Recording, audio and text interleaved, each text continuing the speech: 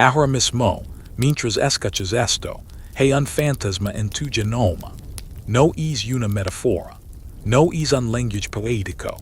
Es una auténtica forma matemática que los genetistas pueden medir con la misma precisión con la que los ingenieros construyen puentes. En 2023, un equipo de investigadores publicó hallazgos que deberían haber detenido el mundo. No lo anunciaron así. Los científicos rara vez lo hacen. Pero enterrado en sus datos había una cifra que reescribe todo lo que creemos sobre la resiliencia humana, sobre la supervivencia, sobre lo cerca que estuvimos de no existir jamás. 1.28 individuos reproductores. Esa es la cifra. No es una estimación aproximada. No es entre 1000 y 2000. Exactamente 1280 parejas reproductoras. Tus antepasados. Mis antepasados. Cada persona que ha vivido, que vive ahora y que vivirá, todos nos remontamos a una población que, durante 117 años, contaba con alrededor de 1280 individuos capaces de reproducirse. Permítanme decirlo de otra manera para que puedan comprenderlo.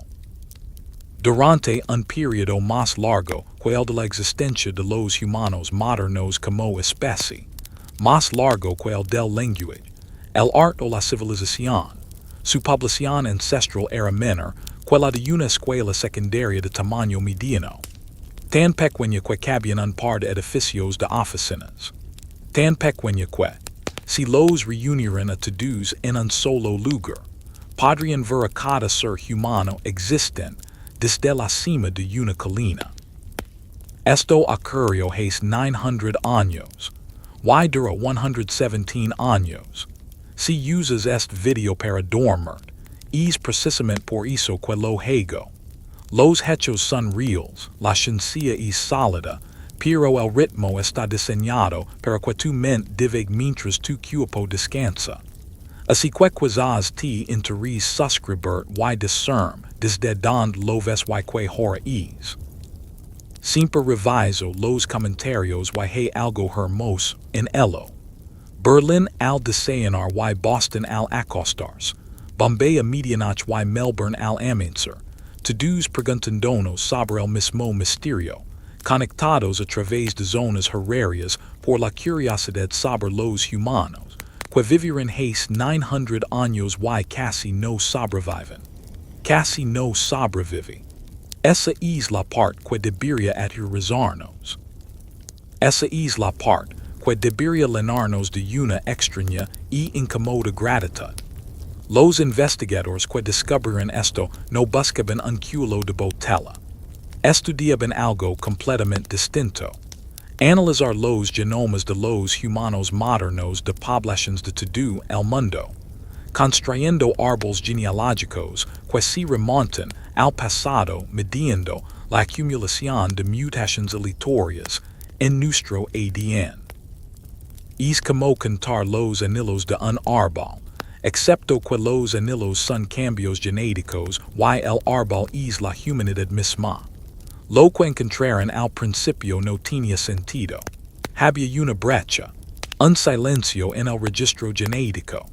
Hace unos 900 años, la diversidad genética humana, la variación natural que ocurre en cualquier población sana se desplomó. No disminuyó gradualmente, se desplomó. Una reducción poblacional del 99%. De quizás 100 individuos a poco más de 1, y luego, durante 117 años, permaneció desplomada. Las matemáticas son brutales y precisas.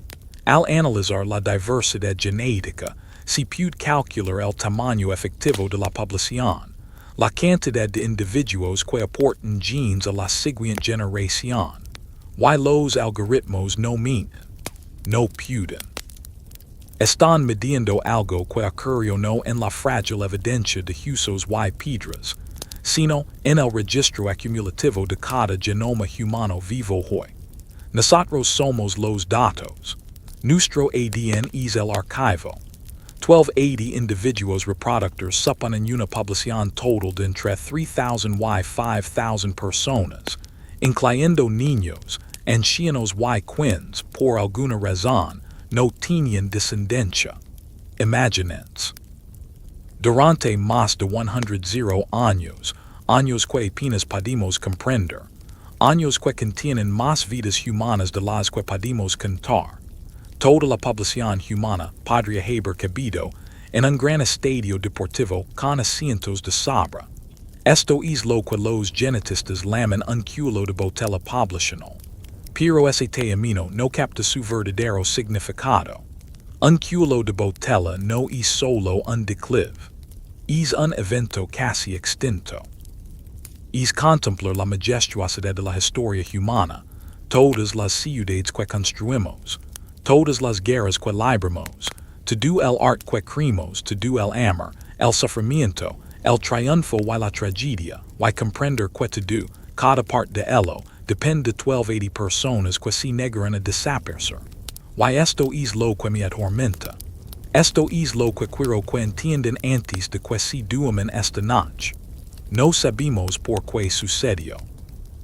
No sabemos exactamente dónde estaban estas 1280 personas. No sabemos qué aspecto tenían, qué idioma hablaban, si es que tenían un idioma tal como lo entendimos. No sabemos sus nombres. Nunca los sabremos. Pero sabemos que sobrevivieron. Lo sabemos con certeza matemática. Porque si tan solo una generación en esos 117 años hubiera fracasado, si las enfermedades, los depredadores, el clima o simplemente la mala suerte hubieran reducido la población por debajo del mínimo viable, tú no estarías aquí. Yo no estaría aquí. No habría humanos, ni ciudades, ni música, ni filosofía. No habría preguntas sobre de dónde venimos ni a dónde vamos.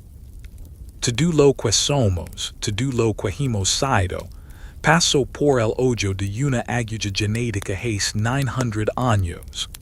Y de alguna manera, aunque parezca imposible, lo logramos.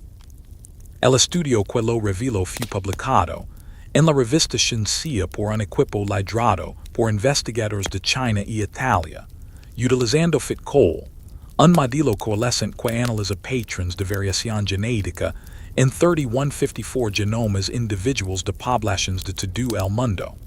Los patrones eran innegables. Hace unos 930 años, la población humana comenzó a desplomarse. Hace 900 años, tocó fondo. Y permaneció al borde de la extinción, hace unos 813 años, 117 años.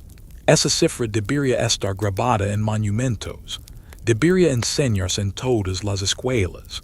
Representa la experiencia cercana a la muerte más larga y sostenida en la historia evolutiva humana, y la sobrevivimos, de alguna manera, contra todo pronóstico, cualquier apostador se retiraría de la mesa. Así que, mientras vayamos juntos durante las próximas 2 horas, eso es lo que realmente nos preguntamos. No solo que sucedió hace 900 años, sino cómo lograron 1.28 personas fragmentadas, vulnerables, aferrándose a la existencia en un mundo que parece diseñado para matarlas, sobrevivir lo suficiente para convertirse en nosotros, que tenían que nosotros heredamos, que cambió en ellas, en nosotros, debido a ese crisol, y quizás lo más importante, que significa estar vivo sabiendo que es la respuesta a una pregunta planteada por la propia extinción. El fantasma de tu genoma no te persigue. Suceder un secreto que tardó 900 años en revelarse. Proviene de los supervivientes, no de los afortunados, no de los más fuertes, ni de los más inteligentes, ni de los más rápidos. Solo de los que se negran a soltarse, de los que resistieron durante 117 años de silencio. Y ahora esta noche estás aquí. Y yo también. Y también todos los que ven esto desde todos los rincones del planeta. 8,000 millones de descendientes de 1280 almas. 8,000 millones de pruebas de que la supervivencia es posible, incluso cuando las matemáticas dicen que no debería serlo. Ahí es donde empezamos. Con un número. Con un fantasma. Con la certeza matemática de que casi nunca exististe, y el hecho humilante y asombroso de que sí exists. Para comprender lo que significan 1280 personas, para sentir realmente el peso de esa cifra sobre la existencia humana, debemos abandonar la cómoda abstracción de los datos genéticos y retroceder, no a un laboratorio, no a un modelo informático, sino al mundo mismo, al plasticino medio. Hace 900 años, un planeta que, en casi todos los sentidos mensurables, se esforzaba por exterminarnos. Cierra los ojos un momento y imaginatilo. No es el África de los documentos de naturaleza, con sus sabanas doradas, sus atardeceres espectaculares, y la voz reconfortante de un narrador que te asegura que la vida encuentra su camino. Number esta era África en crisis. África en medio de una catástrofe climática que duraría cientos de miles de años. África convirtiéndose en algo nunca antes visto, algo para lo que los humanos eran totalmente incapaces de sobrevivir. Los bosques estaban muriendo, no lentamente, no con suavidad. Cada 40 años, como un metrónomo cósmico de destrucción, el clima de la Tierra se temblaba. La excentricidad orbital del planeta, la forma de nuestra trayectoria alrededor del Sol, cambiaba según un ciclo que los geólogos pueden medir en núcleos de hielo y sedimentos oceánicos. Y cada vez que cambiaba, África se convulsionaba.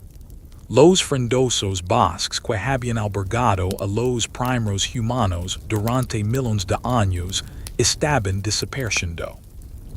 Los patrons de lluvia, que se habían mantenido estables durante años, se volvieron caóticos. Ríos que habían fluido durante incontables generaciones se secaron y se convirtieron en polvo. Los sistemas lacustres que habían sustentado vastos ecosistemas se redujeron y luego desaparecieron por completo, dejando solo tierra agitada y los huesos de animales que habían dependido de agua que nunca regresaría. Y en su lugar, pradera. Pradera interminable, abierta, despiadada. Hay que entender lo que esto significaba. Los humanos éramos simios del bosque. Nuestros ancestros habían evolucionado en entornos donde se podía trepar para ponerse a salvo, donde la comida crecía en los árboles, donde el agua se acumulaba en la sombra, donde se podía esconder de los depredadores en la densa vegetación. Estábamos adaptados a la complejidad vertical, a un mundo de capas, sombras y lugares donde desaparecer. La sabana no ofrecía nada de eso. Era horizontal, expuesta, sin donde esconderse, sin donde trepar. Solo hierba, si lo y la certeza de que cualquier cosa con dientes o garras podía ver a una milla de distancia. Y que dientes, que garras. Esta fue la era de la megafauna depredadora en su máximo apogeo. Imaginen felinos dientes de sable del tamaño de leones modernos, con caninos de 18 centímetros de largo, diseñados para perforar la gruesa piel de elefantes. Imaginen hienas gigantes, no los carneros que conocemos hoy, sino cazadores demoledores capaces de abatir presas del doble de su tamaño. Imaginen leopardos ancestrales que hacían que los leopardos modernos parecieran gatos domésticos. Imaginen a todos ellos, y luego imaginen ser un primate relativamente pequeño, relativamente lento y relativamente indefenso, intentando sobrevivir en sus territorios de caza. El olor del air habría sido diferente. Polvo. Siempre polvo. El viento que descendia de las praderas en expansión traía el aroma mineral de la tierra expuesta, el penetrante olor a vegetación seca, el leve sabor metálico de un mundo que se secaba. Durante la estación seca, que se estaba volviendo más larga, más dura, más impredecible, las tormentas de polvo habrían sido apocalípticas. La visibilidad se redujo a nada. El sol se tornaba rojo a través de las partículas suspendidas. Cada respiración un acto de resistencia. El sonido también era diferente. En los bosques el sonido era cercano, íntimo. El susurro de las hojas. El canto de los pájaros en las ramas cercanas. El crujido de una ramita bajo los pies. Pero en la sabana, el sonido viajaba. El rugido de un depredador podía recorrer kilómetros. El estruendo de los cascos, enormes manadas de animales en busca de agua, se anunciaba mucho antes de que lo vieras. Y por la noche, el silencio era diferente. No la cómoda oscuridad del dosel del bosque, sino un silencio enorme y vacío que oprimía a pequeños grupos de humanos apiñados alrededor de fogatas que apenas podían mantener vivas. El agua lo era todo. Siempre lo había sido, pero ahora era la diferencia entre la vida y la muerte, medida en días, no semanas. Las pocas fuentes de agua que quedaban, los ríos, que no se habían secado del todo. Los abrevaderos que aún conservaban humedad durante la estación seca, se convirtieron en campos de exterminio. Por todos los animales que quedaban con vida sabían dónde estaban. Los herbívoros llegaban al amanecer y al anochecer, desesperados y peligrosos a su manera. Y los depredadores llegaban cuando llegaban los herbívoros. Y los humanos, necesitados de agua como todo lo demás, tenían que sortir este cálculo de sed contra supervivencia. Algunos investigadores llaman a este periodo la peor época para la humanidad, y no es una exageración. El clima no solo cambiaba, oscilaba enormemente. Cada 40 años, impulsado por mecanismos orbitales que no podíamos comprender y, desde luego, controlar, el medio ambiente cambiaba. Y justo cuando las poblaciones empezaban a adaptarse a condiciones más secas y frías, el ciclo se inversa. Más cálido, más húmedo, plantas diferentes, animales diferentes, reglas de supervivencia diferentes. Pero aquí está la parte realmente brutal. Incluso durante las mayores fases del ciclo, las condiciones nunca volverán a ser las mismas. Cada oscilación era como un trinquete, que se precipitaba hacia algo más severo. Los bosques no se recuperan del todo. Las lluvias no volverán del todo. Cada generación se adaptaba a un mundo que cambiaba constantemente las reglas del juego. Los biólogos tienen un término para esto, follow de seguimiento ambiental. Es lo que ocurre cuando una especie no puede adaptarse con la suficiente rapidez para mantenerse al día con las condiciones cambiantes. Y es mortal. Acabó con la mayor parte de la megafauna. Acabó con otras especies de homínidos. Nuestros primos, las otras ramas del árbol genealógico humano, que habían estado experimentando con diferentes estrategias de supervivencia durante millones de años. El Homo erectus, que había prosperado en África y Asia durante casi 2 millones de años, se encontraba en dificultades. Las poblaciones estaban en declive. Sus herramientas, que habían sido suficientes durante tanto tiempo, ya no lo eran. Algunas poblaciones sobrevivirían. El Homo erectus sobrevivió hasta al menos 100 años en algunas regiones, pero el futuro estaba a la vuelta de la esquina. El mundo cambiaba a un ritmo más rápido del que ellos podían adaptarse. Y en algún lugar de este mundo en colapso, fragmentado y desesperado, estaban nuestros antepasados. No eran Homo erectus. No eran exactamente homo sapiens. No existiríamos hasta dentro de 600 años. Eran algo intermedio. Homo heidelbergensis tal vez, aunque los nombres son ambiguos para poblaciones que digeran tan pocos rastros. Tenían cerebros más grandes que sus antepasados. Mejores herramientas. Pero no lo suficientemente mejores. Todavía no. El registro arqueológico de este periodo es prácticamente nulo. Encontramos muy poco. Unas pocas herramientas de piedra por aquí. Un posible campamento por allá.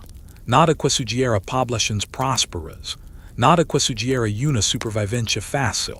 Solo vestigios tenues de personas que sobrevivieron. Y el registro genético, el fantasma de nuestro genoma nos dice por qué. Sobrevivieron porque eran muy pocos. Porque el mundo los había levado al límite. Porque cada generación era una improbabilidad estadística que, de alguna manera, se hace real. Al clima no le importa el sufrimiento individual. A la evolución no le importan la esperanza, el courage ni la determinación. Pero de alguna manera, en este mundo que quería que desapareciéramos, 1280 parejas reproductoras encontraron la manera. No para prosperar, no para expandirse, solo para persistir. Generación tras generación. Durante 117 años, este fue el crisol. Este fue el horno donde se forjó todo aquello en lo que nos convertimos. Y mientras te duamos esta noche, imaginatilo, no con miedo, no con desesperación, sino con una extraña especie de asombro, porque estás aquí. Lo que significa que sobrevivieron a esto. A todo. Las sequías, los depredadores, las tormentas de polvo y la presión incesante de un planeta que parece diseñado para aniquilarlos. Sobrevivieron al mundo que quería que desaparecieran. Y al sobrevivir se convirtieron en nosotros. En este mundo en colapso, en algún lugar y on discutimos don, sobrevivieron 1280 personas. No como un número en una página. No como un dato en un estudio genético. Como personas. Personas reales con problemas reales y solutions reales. Momentos reales de miedo y triunfo. Y la silenciosa y interminable labor de sobrevivir un día más. Somos precisos sobre el significado real de 1280 individuos reproductores, y que la cifra puede ser engañosa si no se tiene cuidado. Individuos reproductores. Ese es el término genético para las personas capaces de tener hijos. Adultos en edad reproductiva. Pero las poblaciones no son solo adultos. Hay niños. Bebés que podrían no llegar a la edad adulta. Ancianos que han superado la edad reproductiva, pero que poseen conocimientos, que enseñan, que mantienen unido al grupo de maneras que no se reflejan en los cálculos genéticos. Así que 1280 parejas reproductoras probablemente significan una población total de entre 3,000 y 5,000 individuos. Esa es la especie completa. Todos los seres humanos vivos. Y no vivían todos juntos en una megaldea desesperada. No podrían haberlo hecho. El entorno no lo soportaría. No había suficiente comida, agua ni recursos en un solo lugar para sustentar a miles de personas en un solo lugar. Estaban fragmentados, dispersos en los refugios, los escasos remanentes de hábitat viable, que aún existen. Pequeños grupos de unas 30 a 50 personas. Familias extensas, probablemente. Grupos de individuos que se conocían los rostros con la misma intensidad con la que uno conoce su propio reflejo. Imaginatilo por un momento. Imagina conocer a todas las personas de tu especie. No metafóricamente. Conociéndolas de verdad. O al menos sabiendo de ellas. En una población de 3,000 a 5,000 personas, distribuidas en pequeños grupos que se encuentran ocasionalmente, podrías pasar toda tu vida interactuando con solo 30 a 50 personas. Ese es tu mundo. Esa es la humanidad. A todos los demás esas otras bandas dispersas por el país, quizá nunca los conocirías. Pero sabrías que existen varias historias, varias evidencia de su paso. Un campamento en cálido. Herramientas abandonadas. Hulas en el polvo.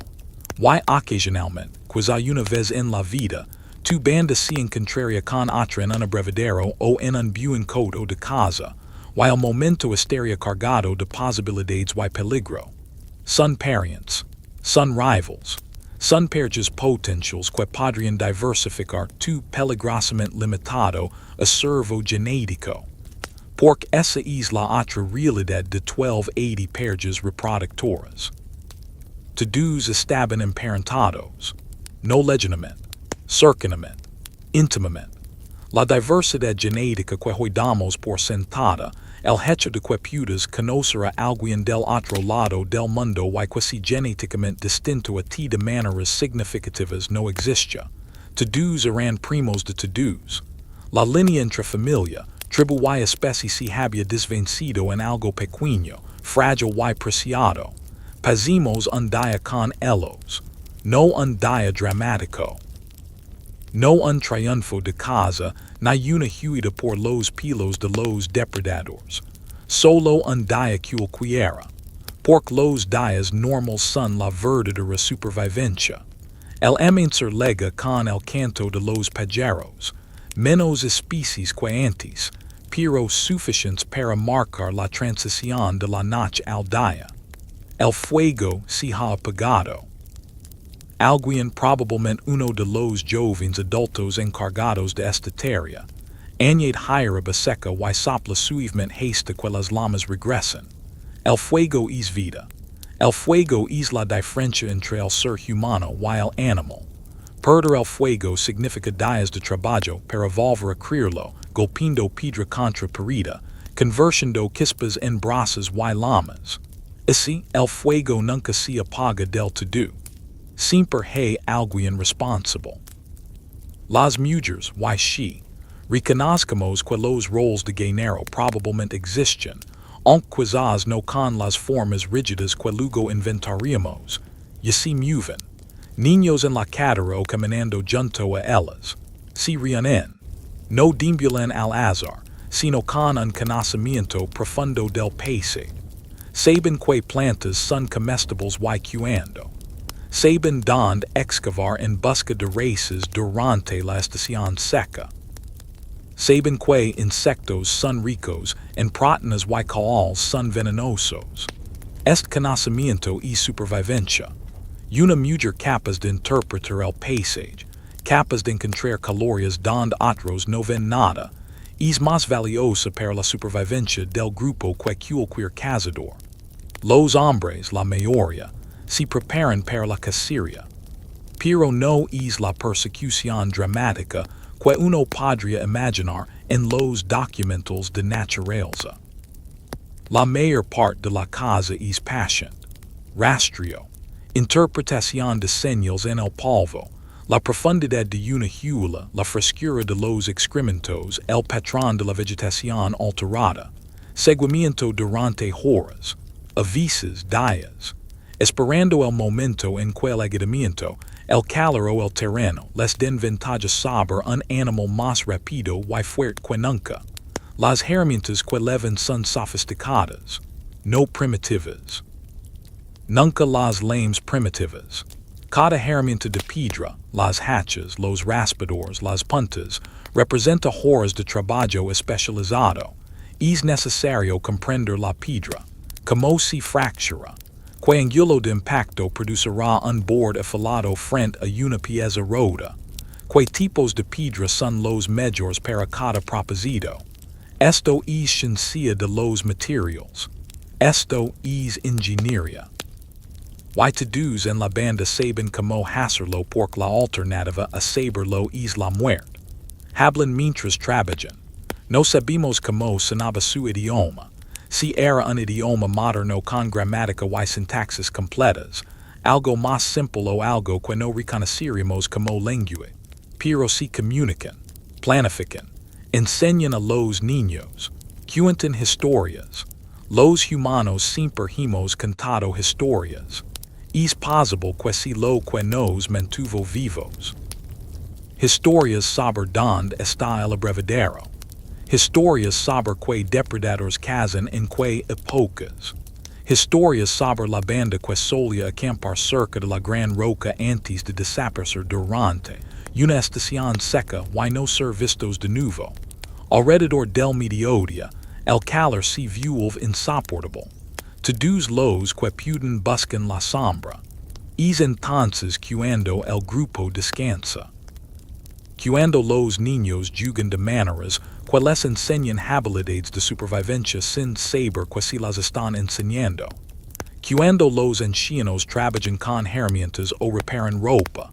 Pieles de animals, cuidadosamente raspadas y suavizadas, unidas con tendons. Cuando alguien cura una herida por la infección siempre acecha, siempre lista para matar. Y alguien siempre está vigilando. Por depredadores. Por otros humanos que podrían estar tan desesperados como para ser peligrosos. Por cambios en el clima. Por la nube de polvo que significa que los animales se mueven y tú también debes mover o serás pisotado o atrapado entre la manada y los depredadores que la siguen. La cacería vespertina si tiene éxito significa comida, carne, grasa, proteínas. Calorías que mantendrán a todos con vida unos días más.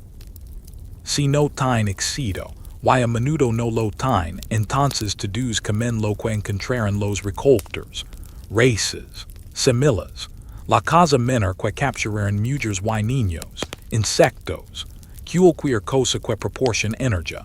No hay que ser exigente cuando estás a una semana de morir de hambre, que la noche y el fuego se intensifica.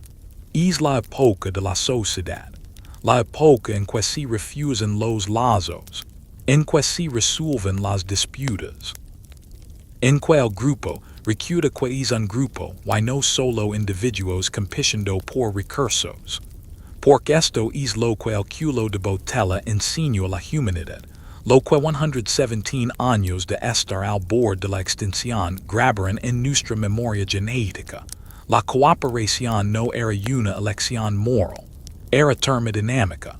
Los grupos que cooperaron sobrevivieron. Los que no, desaparecieron. A la selección natural no le importaba la fuerza ni la inteligencia individual si es individuo no podía colaborar con otros. El genio solitario que inventó una herramienta mejor, pero no pudo compartir su conocimiento, muerto. El cazador más fuerte que acaparó comida, muerto. El grupo que se sumió en un conflicto interno constante, muerto. Toda persona vive hoy en día desciende de los cooperadores, de los que compartieron, de los individuos que comprendieron que, en una población de 3,000 personas, su supervivencia y la de los demás eran lo mismo. No eran santos. Estaban desesperados, pero la desesperación, cuando eres lo suficientemente inteligente como para pensar más allá del mañana, te enseña que la amabilidad no es debilidad, es estrategia.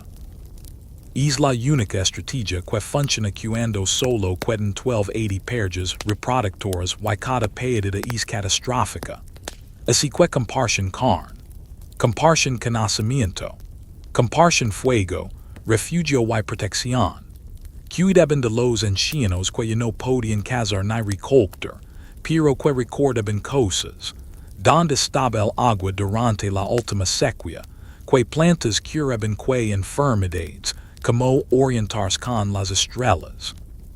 Protegían a los niños que no eran suyos por cada niño era el futuro de la especie, y la especie era demasiado pequeña para desperdiciar futuros.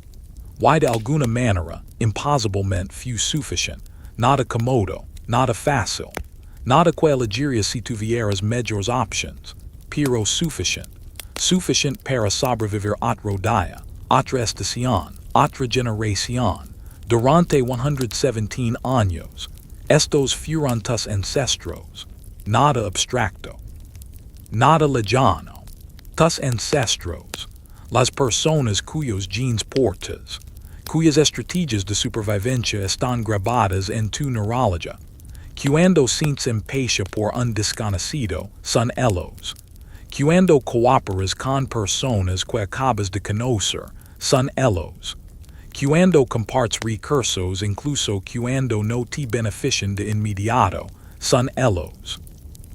Eres lo que 1280 personas se convirtieron cuando tuvieron 117 años para aprender que la supervivencia implica conexión, que la inteligencia implica cooperación, que la humanidad, en esencia, no se trata de ser el más fuerte, el más rápido ni el más feroz. Se trata de ser quienes nos aferramos el uno al otro cuando todo lo demás intentaba separarnos. Durante 117 años, resistieron 5,000 generaciones de humanos, viviendo y muriendo, transmitiendo sus genes a través del hoyo de una aguja genética tan estrecho que parece imposible que lo hayan enhebrado. Y esto es lo que atormenta a los arqueólogos, lo que quita el sueño a los paleontólogos, lo que crea una tensión incómoda entre lo que saben los genetistas y lo que realmente podemos demostrar con nuestras manos. Prácticamente no tenemos evidencia fósil de este periodo. El silencio no es solo genético, es arqueológico, es físico. Durante más de 100 años de existencia humana, un periodo más largo que la civilización moderna, la agricultura, las ciudades, la escritura o cualquiera de las cosas que consideramos definitivamente humanas, nuestros antepasados casi no dejaron rastro, ni usos, ni campamentos, ni una sola evidencia clara de que siquiera estuvieran allí.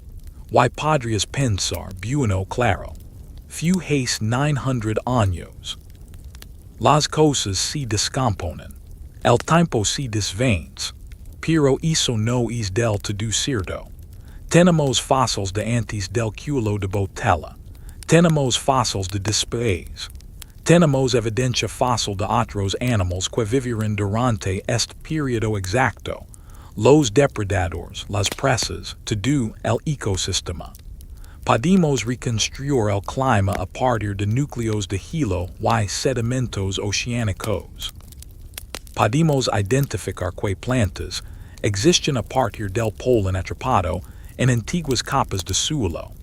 Pero los humanos, las 1280 que deberían ser las personas más importantes de toda nuestra historia evolutiva, son fantasmas, certezas genéticas casi sin forma física. Bienvenidos al problema del silencio fósil, y bienvenidos a uno de los enigmas más frustrantes y fascinantes de todos los estudios evolutivos humanos. Empecemos con lo que sí sabemos. La fosilización es poco común, profundamente poco común.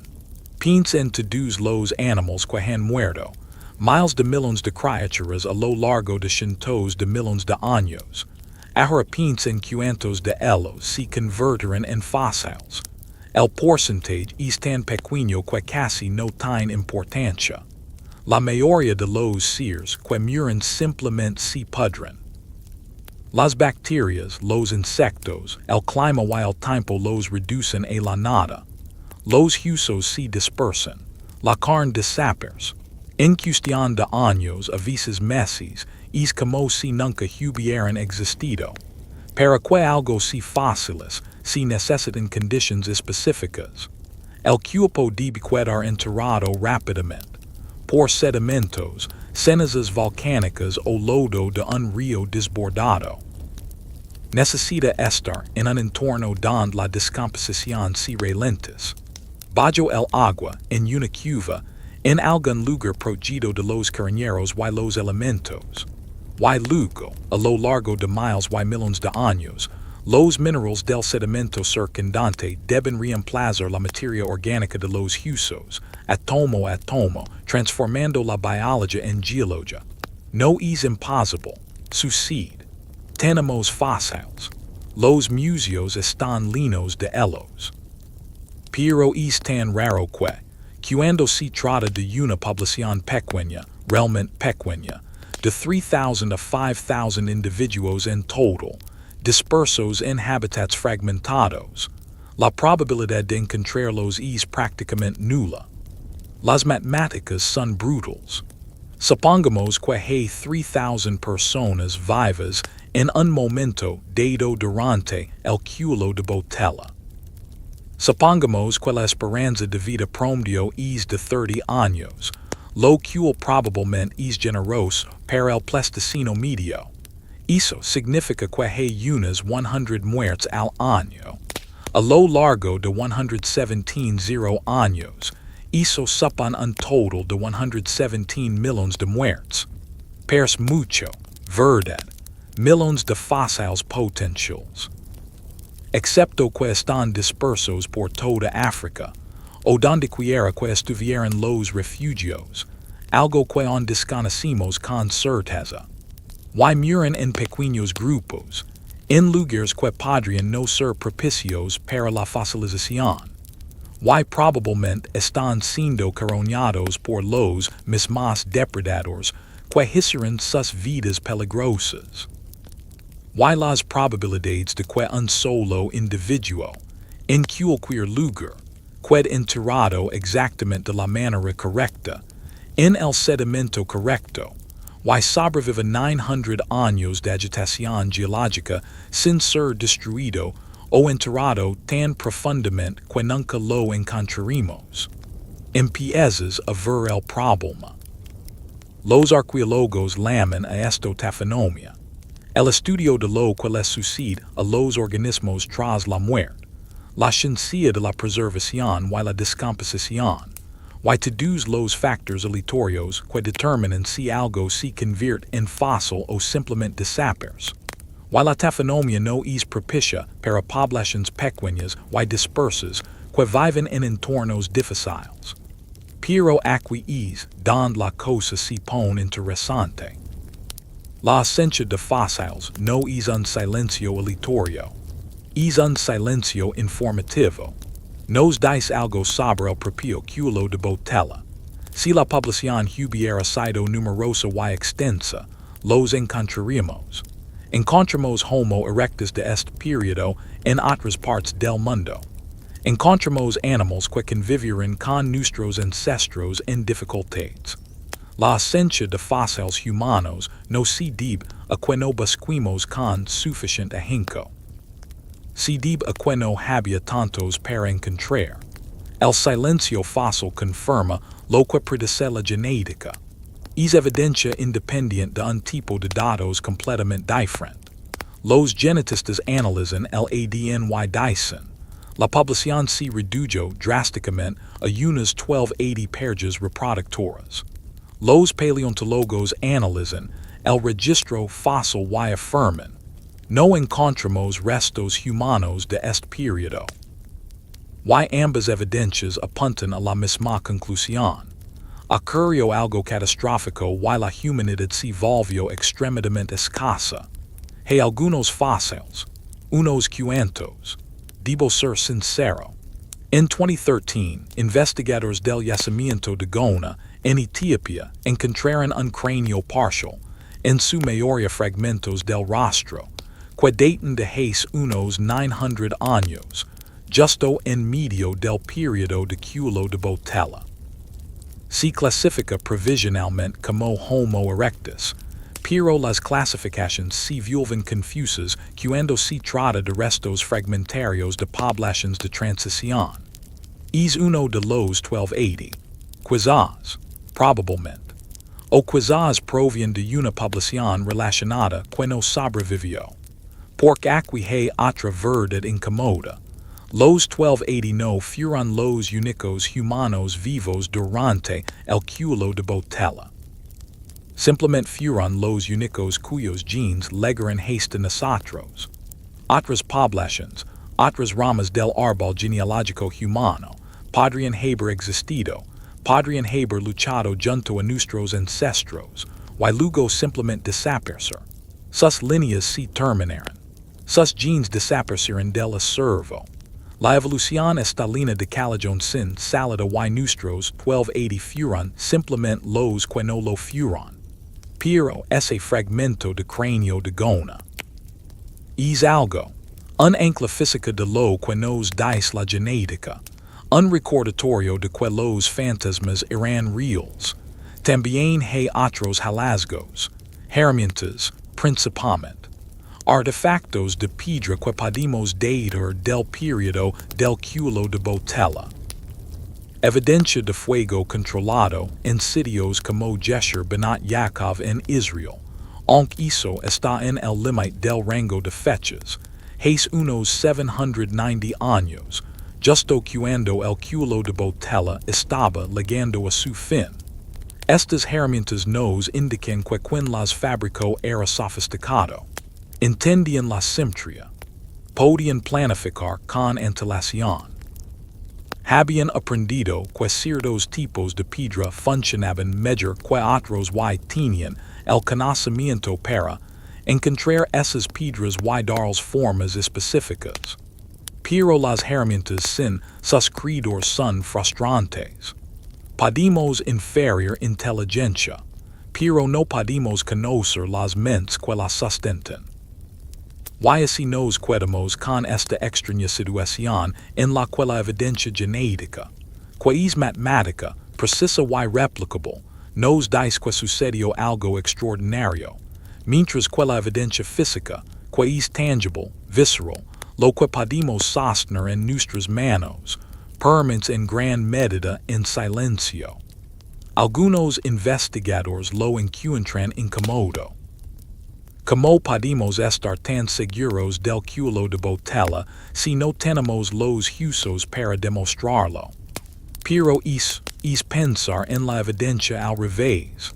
Diferentes tipos de evidencia revelan diferentes verdades. Los fósiles nos hablan de individuos, de esta persona, en este lugar, en este momento. La genética nos habla de poblaciones, de patrones que emergen a lo largo de miles de generaciones, de cambios que solo se pueden ver cuando se amplía lo suficiente como para que las vidas individuales se difuminen en tendencias estadísticas. La genética no necesita usos, necesita descendientes. Y nosotros somos los descendientes. Cada persona vive hoy leva la prueba matemática del cuello de Botella en cada célula de su cuerpo. Somos la evidencia. Nuestra existencia es el registro fósil escrito en pairs de bases en lugar de uso mineralizado. El silencio habla si sabes escuchar. Y lo que dice es esto. Cuando tu población se reduce a 1280 parejas reproductoras, dispersas en hábitats fragmentados, muriendo en pequeños grupos en un mundo que intenta eliminar, tus posibilidades de dejar fósiles se acercan a cero. No estás ausente de la evidencia porque no hemos buscado con suficiente atención. Estás ausente porque apenas existes. La ausencia no es un misterio por resolver. Es evidencia del propio cuello de Botella. El silencio es el sonido de la humanidad al borde de la extinción, demasiado escasa para dejar rastros, demasiado desesperada para preocuparse por nada más que el mañana. Pero tenían mañanas, 117 años de mañanas. Y con el tiempo, esos mañanas se convertirán en nosotros. Se convertirán en 8,000 millones de personas discutiendo sobre la evidencia fósil de antepasados que estaban demasiado ocupados sobreviviendo como para preocuparse de si los futuros paleontólogos encontrarían sus usos. No necesitaban dejar fósiles. Dejaron algo mejor. Dejaron descendientes que pudieran reconstruir su historia a partir de los patrones fantasma de nuestro, y se maravillaron de lo cerca que estuvimos de nunca existir. Pero la genética puede revelarnos algo que los fósiles no pueden. Algo que podría ser incluso más importante que saber dónde vivieron, que aspecto tenían o cuántas herramientas de piedra dejaron. La genética puede revelar que cambió en el interior de estas 1280 personas durante esos 117 años, porque no sobrevivieron sin más. No podrían haber sobrevivido sin más. Sobrevivir a ese nivel durante tanto tiempo no te deja inmutable, te transforma, se graba en tu ADN, se convierte en ti. Y esos cambios, esos experimentos evolutivos desesperados llevados a cabo al borde de la extinción, aún están en ti. Siguen activos, siguen moldando quien eres, como piensas y como te desenvuelves en el mundo. Permítanme explicar cómo la evolución funciona de manera diferente en poblaciones pequeñas, porque esto es crucial para entender lo que el cuello de Botella nos hizo. En poblaciones grandes y estables, la evolución es relativamente lenta. Se producen mutaciones aleatorias, siempre ocurren, cada generación introduce nuevas variaciones genéticas, pero la mayoría no tienen mucha importancia. Son neutrales, no ayudan, no dañan.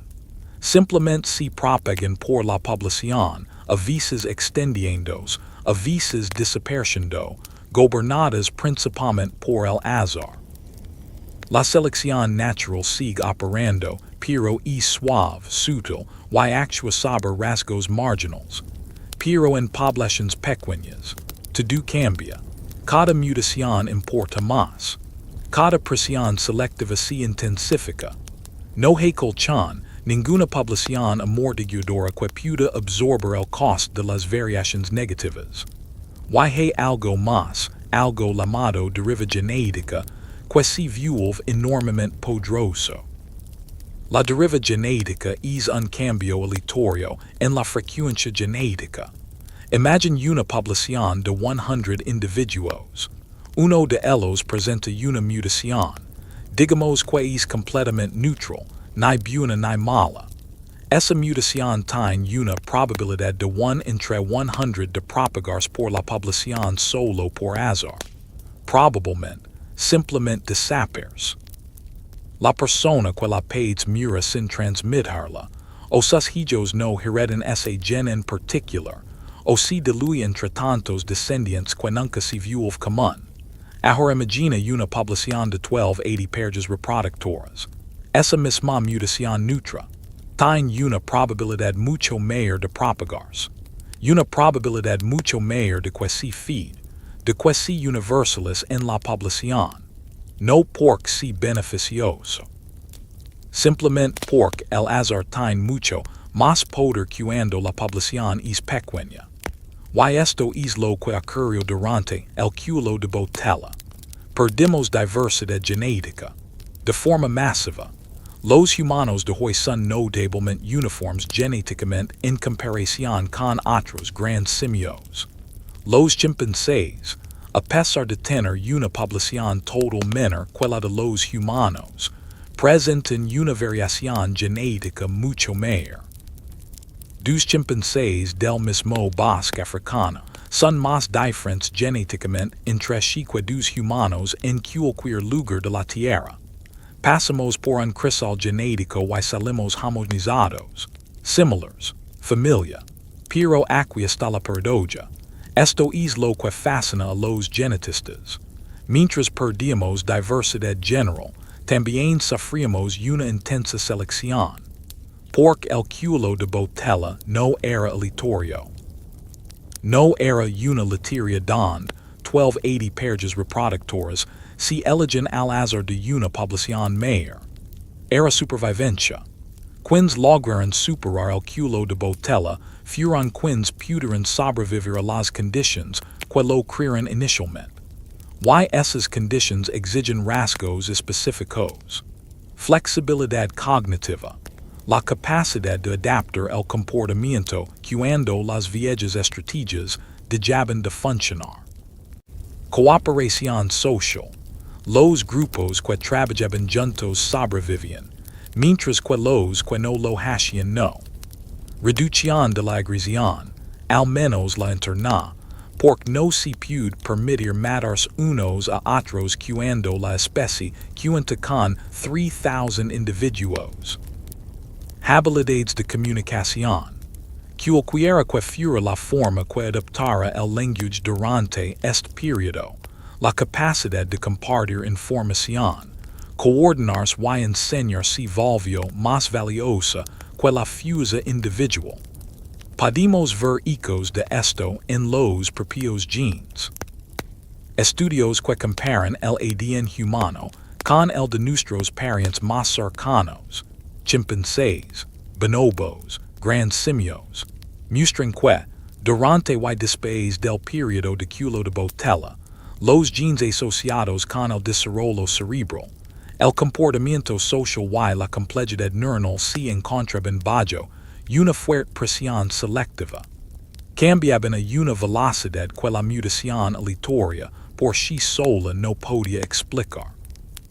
Existe un gen llamado FOXP2, involucrado en el lenguaje y la producción del habla. La versión humana moderna de este gen difiere de la versión del chimpancé en maneras que afectan la forma en que el cerebro procesa la información secuencial, crucial tanto para el lenguaje como para el uso de herramientas complejas. No podemos determinar con exactitud cuando nuestra versión de FOXP2 se volvió universal, pero el periodo de cuello de Botella se encuentra justo en el momento en que el lenguaje real, no solo llamadas y gestos, sino comunicación simbólica, podría haber estado desarrollándose o intensificándose. Piensen en lo que eso significa. 1280 parejas reproductoras, dispersas en hábitats fragmentados, necesitando mantener vínculos sociales a pesar de la distancia física, necesitando transmitir información de supervivencia, que no podía aprenderse mediante ensayo y error, porque el error significaba la muerte. El lenguaje no solo es útil en ese contexto, es tecnología de supervivencia. Los grupos que podían comunicar información compleja, donde está el agua durante la sequía, que plantas son comestibles, como rastrear y cazar animales específicos, como hacer fuego cuando se apaga, esos grupos lo lograron. Los que no pudieron no lo lograron.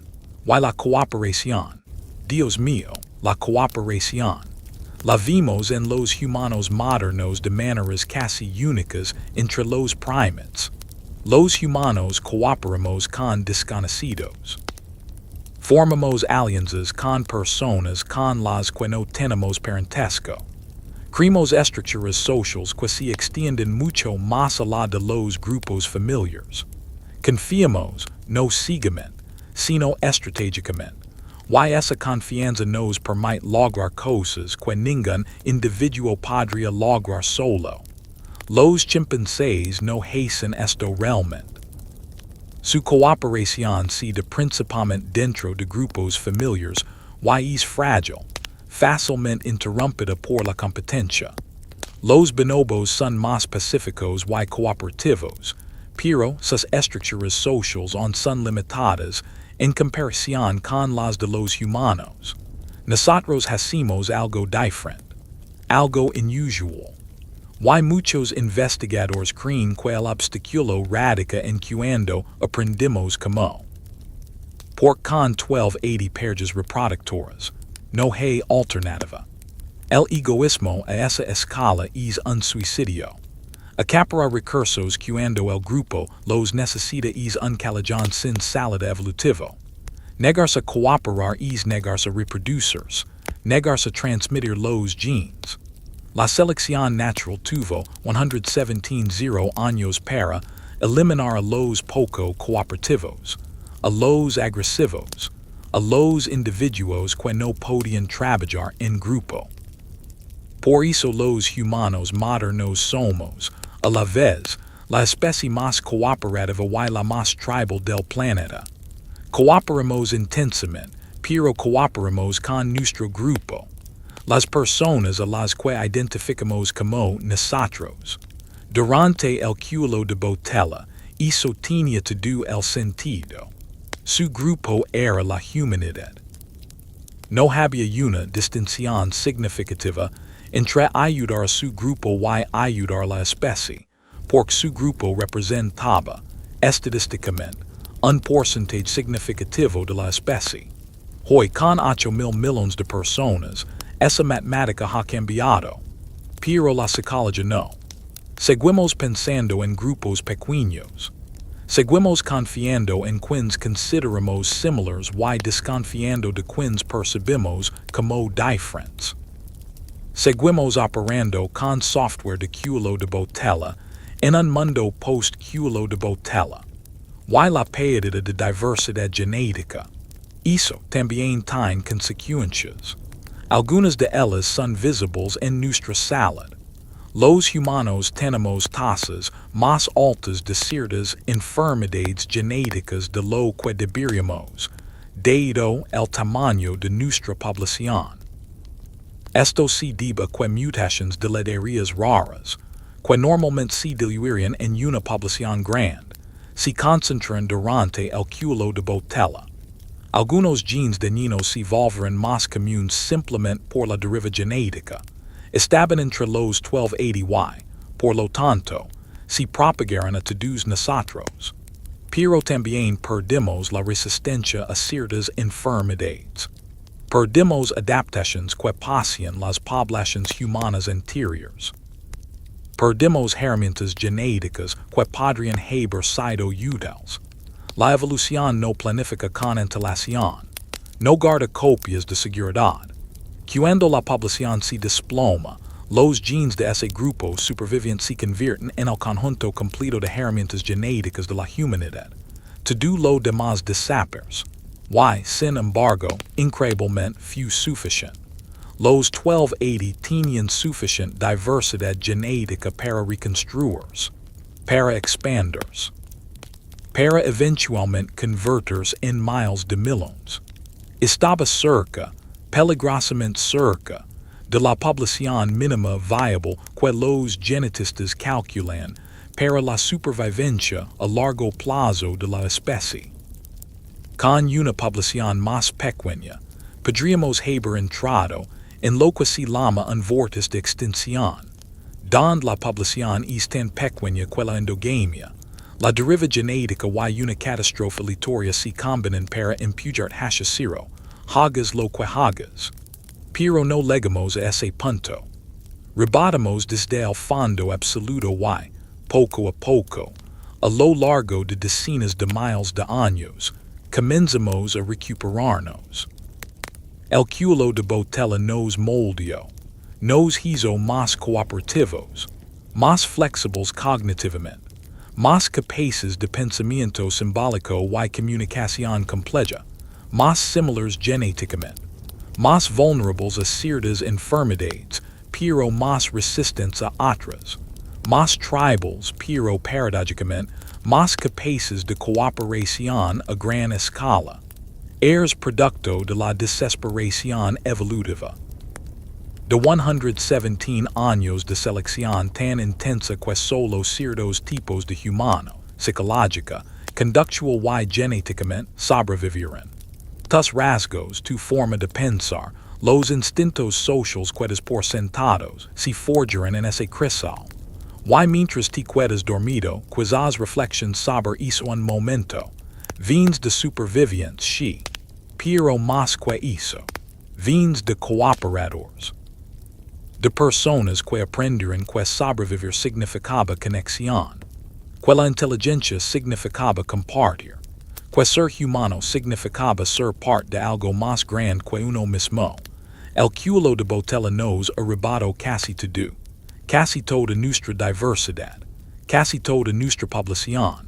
Casi toda nuestra existencia. Pero también nos dio algo. Nos dio el uno al otro. Hizo que la cooperación no solo fuera ventajosa, sino necesaria. no solo útil, sino definitoria. Y 900 años después on pude sentirlo. Cuando ayudas a un desconocido. Cuando confías en alguien que acabas de conocer. Cuando trabajas en equipo para lograr algo que nadie podría lograr solo. Eso no es moralidad moderna. Eso no es civilización, ni cultura, ni educación. Ese es el culo de Botella. Sigue activo. Sigue moldándonos. Sigue suzerando la única lección que importaba, juntos o no. Hace unos 813 años algo cambió, no de repente, no de forma drástica, nada en la evolución ocurre con la precisión de un interruptor, pero gradualmente de forma mensurable, inscrita en el registro genético con la misma certeza matemática que reveló el culo de Botella, la población humana comenzó a recuperarse. No explodó, no estaló, se recuperó. Lentamente, tentativamente, como un paciente que lleva años gravemente enfermo y que finalmente, aunque parezca imposible, empieza a sanar. La pregunta que desvela a los investigadores es simple y profunda. ¿Por qué, entonces? Que fue diferente hace 813 años que no se dio hace 900, 850 o cualquiera de las miles de generaciones intermedias. Que cambió en el mundo, o en los propios humanos, que permitió que 1.28 parejas reproductoras se convirtieran en 2, luego en 5, y luego en más, expandiéndose por un pasaje que llevaba más de 100 años intentando exterminarlas. No tenemos una respuesta única. Tenemos teorías. Conjeturas fundamentadas basadas en fragmentos de datos climáticos, indicios arqueológicos y la lógica de la ecología evolutiva.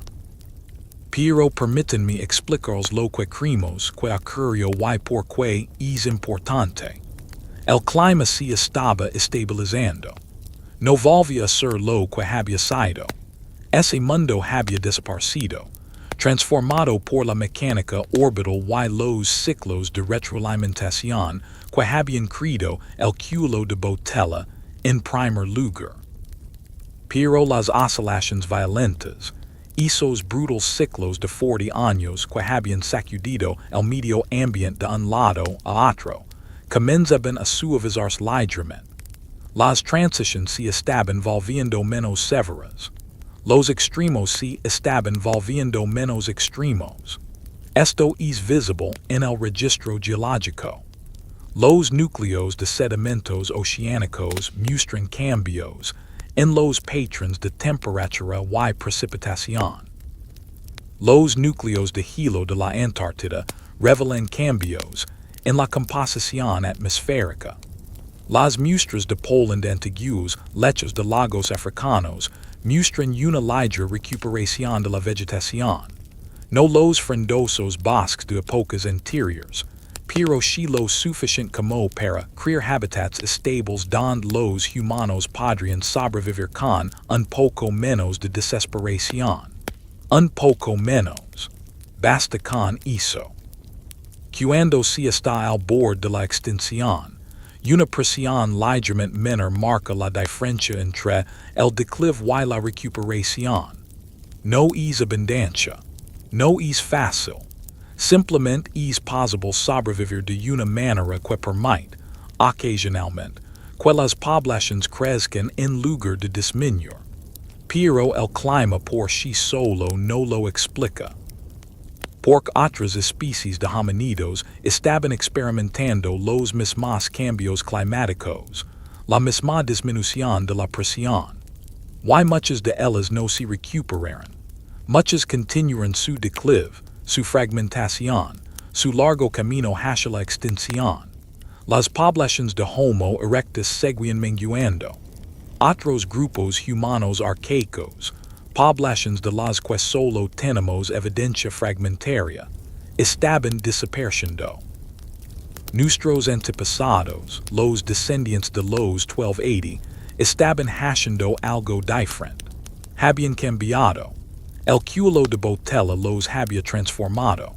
Why esos cambios finalmente estaban dando sus frutos. Las herramientas estaban mejorando.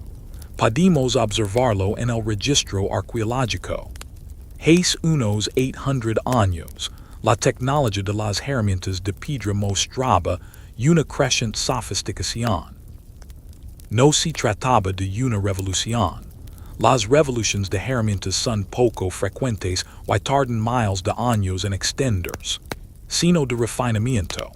Mejora. Herramientas moldadas con mayor precisión. Herramientas que sugieren mayor planificación, mayor capacidad para mantener una forma final compleja en la mente y trabajar la piedra para lograr esa visión. Esto es cognitivo. Es el desarrollo cerebral expresándose en forma física. La intensa presión selectiva del cuello de Botella, que favorece la flexibilidad cognitiva y la capacidad de planificación, se manifestaba en herramientas que funcionaban mejor, duraban más y lograban más con menos esfuerzo, y las estructuras sociales se consolidaban. Esto es más difícil de observar en la evidencia física, pero podemos inferirlo de la genética poblacional y de los patrones de recuperación. Para que una población crezca a partir de niveles de cuello de Botella, se necesita algo más específico. Se necesitan bandas que mantengan el contacto entre sí. Se necesita intercambio genético entre grupos que, de otro modo, quedarían aislados. Se necesita algún tipo de red social que evite que la población se fragmente en pequeños grupos endogámicos que se extinguen genéticamente. Los cazadores recolectores modernos lo hacen mediante reuniones periódicas. Las bandas que normalmente operan de forma independiente se reúnen en momentos determinados, cuando abundan los recursos, el agua o la temporada lo permite. Intercambian, comparten información. Los jóvenes encuentran perja fuera de su grupo familiar inmediato. Se refusan los vínculos sociales que abarcan territorios más amplios que los que ocupa una sola banda. No podemos probar que los supervivientes del cuello de Botella lo hicieron, pero la evidencia genética sugiere que deberán haberlo hecho. Porque la recuperación es demasiado constante y exitosa para una población que se había fragmentado por completo.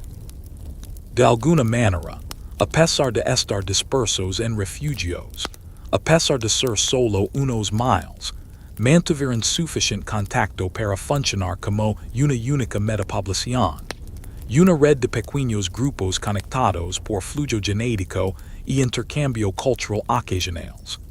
Y aquí es donde el lenguaje podría volverse crucial, no solo para la comunicación diaria dentro de una banda, sino para mantener conexiones a distancia.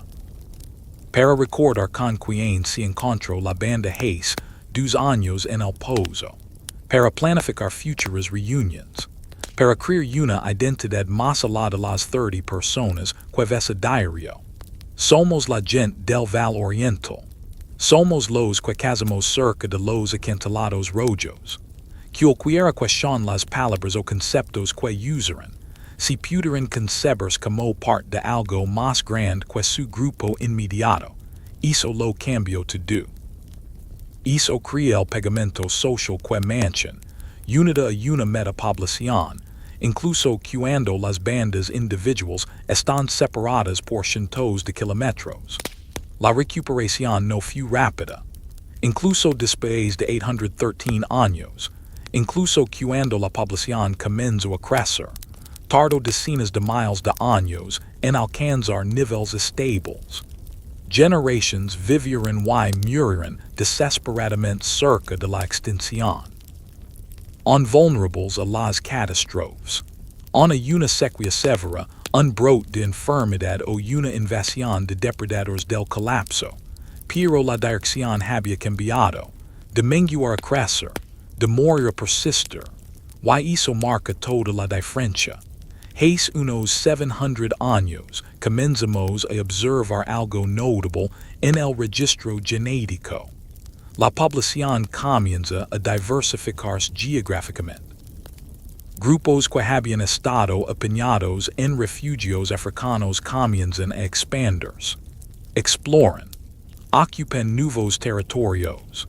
Los descendientes del Cuello de Botella se estaban convirtiendo en poblaciones múltiples, conectadas pero distintas, iniciando el proceso que eventualmente conduciría a la ramificación del árbol genealógico humano.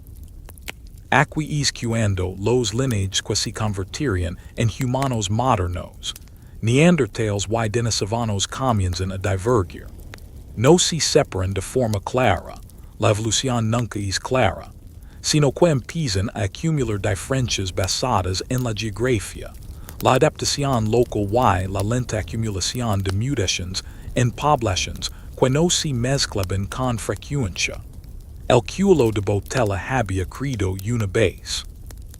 1280 parejas reproductoras con rasgos muy específicos, cooperativas, cognitivamente flexibles, capaces de una comunicación compleja.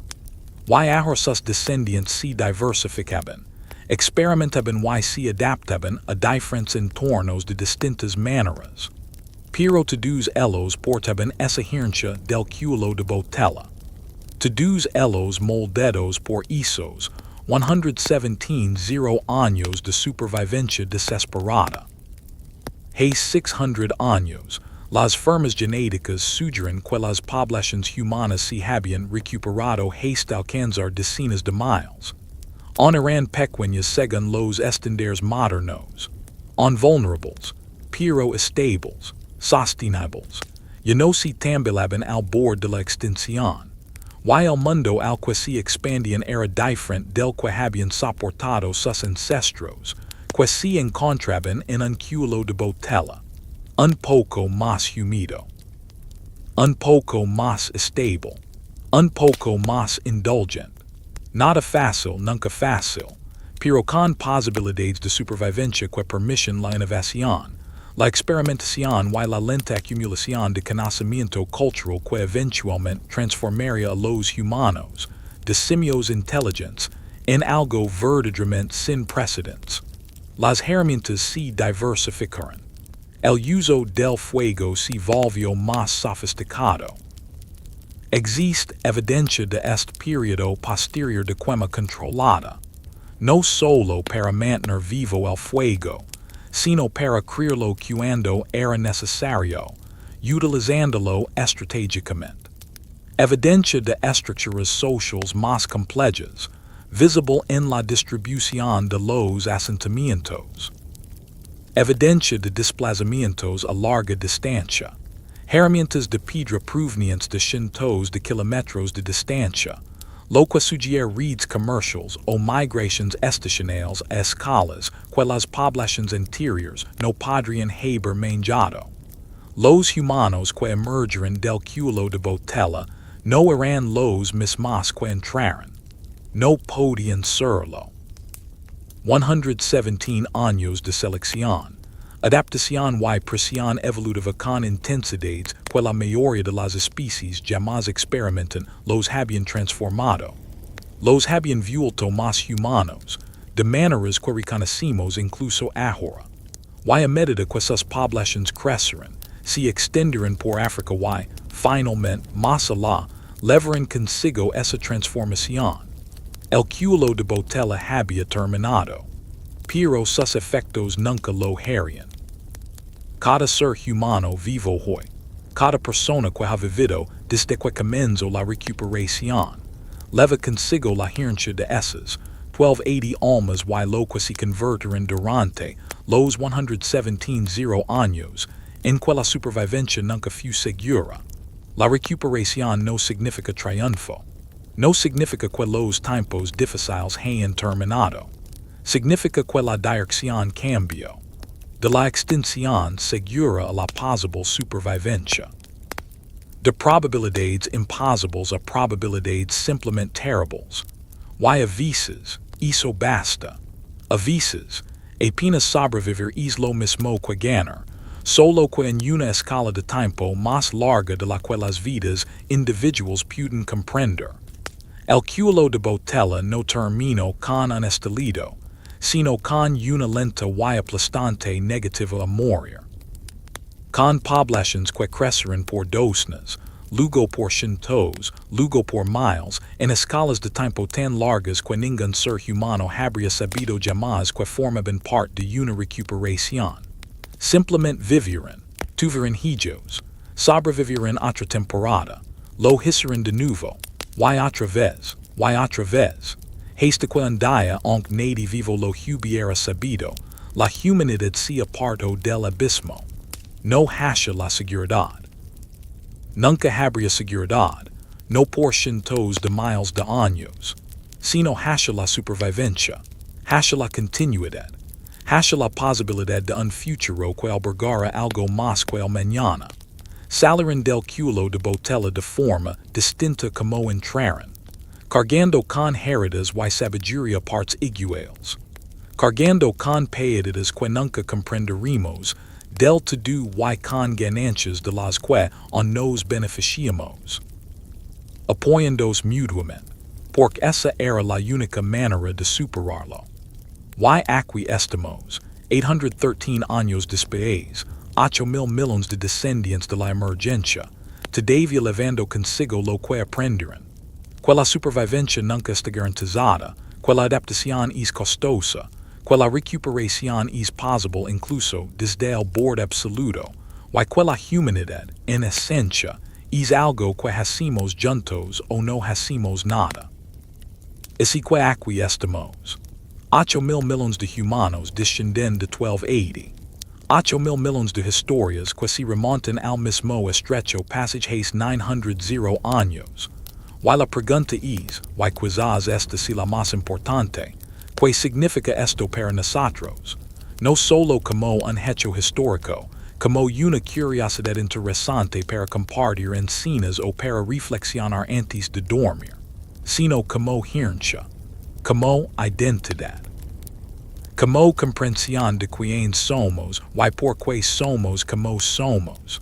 Porque el cuello de Botella no solo les ocurrió a las personas que vivieron hace casi un millón de años, te ocurrió a ti, te moldeó. La arquitectura psicológica que manjas ahora mismo, los instintos sociales que das por sentado, la forma en que respondes a las crisis, la cooperación y las amenazas, todo se forjó durante esos 117 años en que la humanidad se contaba por miles, y la supervivencia significaba algo más específico. Deje mostrar lo que quiero decir. Deje mostrar el cuello de Botella en tu vida diaria. Te encuentras con un desconocido. Quizás en el autobús, quizás en el trabajo, quizás haciendo fila en algún sitio. Y en cuestión de segundos, antes incluso de que el pensamiento consciente se active por completo, tu cerebro empieza a calcular.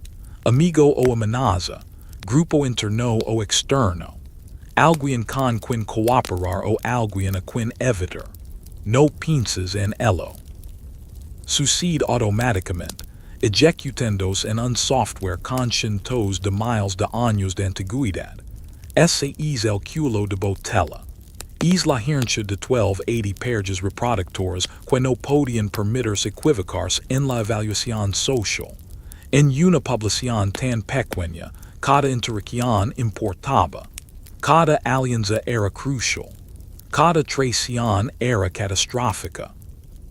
La selección natural tuvo 117 años para afinar el radar social de sus antepasados con una sensibilidad exquisita. Y ustedes lo heredaron. O pensemos en la cooperación. Los humanos modernos hacemos algo verdaderamente inusual en el reino animal. Cooperamos con desconocidos. Formamos equipos con personas sin parentesco. Creamos organizaciones, comunidades y nations. Estructuras sociales que se extienden mucho más allá de la familia, mucho más allá de las personas que conocemos personalmente. Lo hacemos con tanta naturalidad que olvidamos lo extraño que es. Los chimpancés, nuestros parientes más cercanos, no hacen esto realmente. La cooperación entre chimpancés es limitada, frágil y se ve fácilmente alterada por la competencia por pérdida, alimento o estatus. Funciona dentro de los grupos familiares y se desintegra rápidamente fuera de ellos. Pero los humanos hemos construido civilizaciones basadas en la cooperación con desconocidos. Confiamos no ciegamente, sino estratégicamente, en personas en las que no tenemos ninguna razón biológica para confiar. Seguimos reglas sociales que benefician al grupo incluso cuando nos perjudican individualmente. ¿Por qué? Por con 1280 parejas reproductoras, el grupo y el individuo eran la misma cosa. Ayudar al grupo era ayudarse a sí mismo, a sus hijos, a su legado genético. Deserter acaparar, negarse a cooperar. Esas estrategias fracasaron. Fracasaron de forma tan constante y catastrófica a lo largo de 117 años, que la selección natural las eliminó. Los humanos, que no pudieron cooperar, no transmitieron sus genes. Los que sí pudieron se convirtieron en sus ancestros. Por eso sientes culpa cuando violas las normas sociales. Por eso sientes vergüenza cuando decepcionas a tu grupo. Por eso sientes orgullo cuando contribuyes a algo más grande que tú. Estas no son emociones impuestas culturalmente, aunque la cultura moldea como se expresan. Son emociones evolutivas, arraigadas en tu cerebro por 117 años de presión selectiva que hicieron que la cooperación no solo fuera ventajosa, sino necesaria para la supervivencia. Pero hay una contraparte, una sombra en esta herencia. Porque las mismas fuerzas que nos hicieron intensamente cooperativos dentro de los grupos nos hicieron intensamente tribals entre ellos. El cuello de Botella nos enseñó a identificarnos con extrema precisión, a confiar en nuestra gente y desconfiar de los forsteros, a cooperar ferozmente dentro de los límites y competir con la misma intensidad fuera de ellos. Esto tenía todo el sentido durante el cuello de Botella. Su banda representaba, estadísticamente, un porcentaje significativo de la humanidad.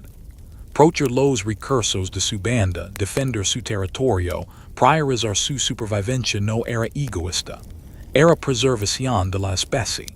Y las bandas que no pudieron mantener ese límite, que permitieron que sus competidores se apropiaran de sus recursos, no lograron sobrevivir. Pero hoy, con 8,000 millones de nosotros, las matemáticas han cambiado por completo, pero la psicología no. Seguimos pensando en grupos pequeños. Seguimos identificando nosotros y ellos basándonos en señales que antes indicaban parentesco genético real, pero que ahora solo indican una similaridad superficial. Seguimos sintiendo la necesidad de cooperar dentro de nuestro supuesto grupo y competir con todos los que están fuera de él. Este es el cuello de Botella que se encuentra en un mundo post-cuello de Botella. Software diseñado para poblaciones de miles de personas que intentan navegar entre poblaciones de miles de millones. Y crea problemas. Tribalismo, nacionalismo, racismo, todas las formas en que los humanos se dividen en grupos que compiten. Pero también crea soluciones. El mismo instinto que nos hace tribals nos capacita para una lealtad férrea, para el sacrificio por la comunidad, para construir juntos algo que ningún individuo podría construir solo. No estás falando cuando sientes estos impulsos contradictorios. Estás ejecutando exactamente la programación que mantuvo vivos a tus antepasados durante la peor crisis de la historia de la humanidad. La programación que dice coopera con tu gente, compite con todos los demás, tenía todo el sentido cuando tu gente era la humanidad misma. Y solo que ahora, la definición de tu gente se ha vuelto más compleja de maneras que el culo de Botella nunca anticipó. Y hay otra herencia. Una que se manifiesta en momentos de crisis. La has sentido. Todos la hemos sentido. Ese momento en que ocurre un desastre, una pandemia, una catástrofe natural, una emergencia comunitaria y de repente, por increíble que parezca, la gente coopera. Desconocidos ayudan a desconocidos. Se comparten recursos. La competencia individual de paso a la respuesta colectiva. No dura nunca dura, no sin apoyo institucional, pero ocurre. Ese destello de unidad en la crisis. Ese también es el culo de Botella. Eso es lo que nos enseñan 117 años de amenaza existencial. Que la crisis significa cooperación. Que la supervivencia significa unidad. Que cuando la situación se vuelve demasiado desesperada, los humanos recurren a ayudar en lugar de acaparar. No es universal, nunca lo es. El comportamiento humano es demasiado variable para ser universal, pero es lo suficientemente común como para ser notable. Tan común que los sociólogos tienen un término para ello, altruismo anti-desastres. ¿Por qué ocurre esto? Porque los humanos que no pudieron hacerlo, que no pudieron pasar de la competencia y la cooperación cuando la crisis lo exigió, no sobrevivieron al culo de Botella.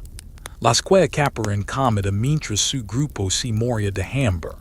Muertos. Las que se negaron a compartir conocimientos, herramientas o trabajo cuando el grupo los necesitaba. Muertos. Las que priorizaron el beneficio individual sobre la supervivencia colectiva durante una amenaza existencial. Muertos. Descendes de quienes comprenderán, en un profundo nivel instintivo, que la crisis implica cooperación o muerte. Y esa comprensión sigue activa en ti. Sigue activando tus neuronas cuando les sobre un desastre y sientes la necesidad de ayudar. Sigue impulsando tu comportamiento cuando te ves atrapado personalmente en una catástrofe y te descubres actuando con más generosidad de la que crees posible.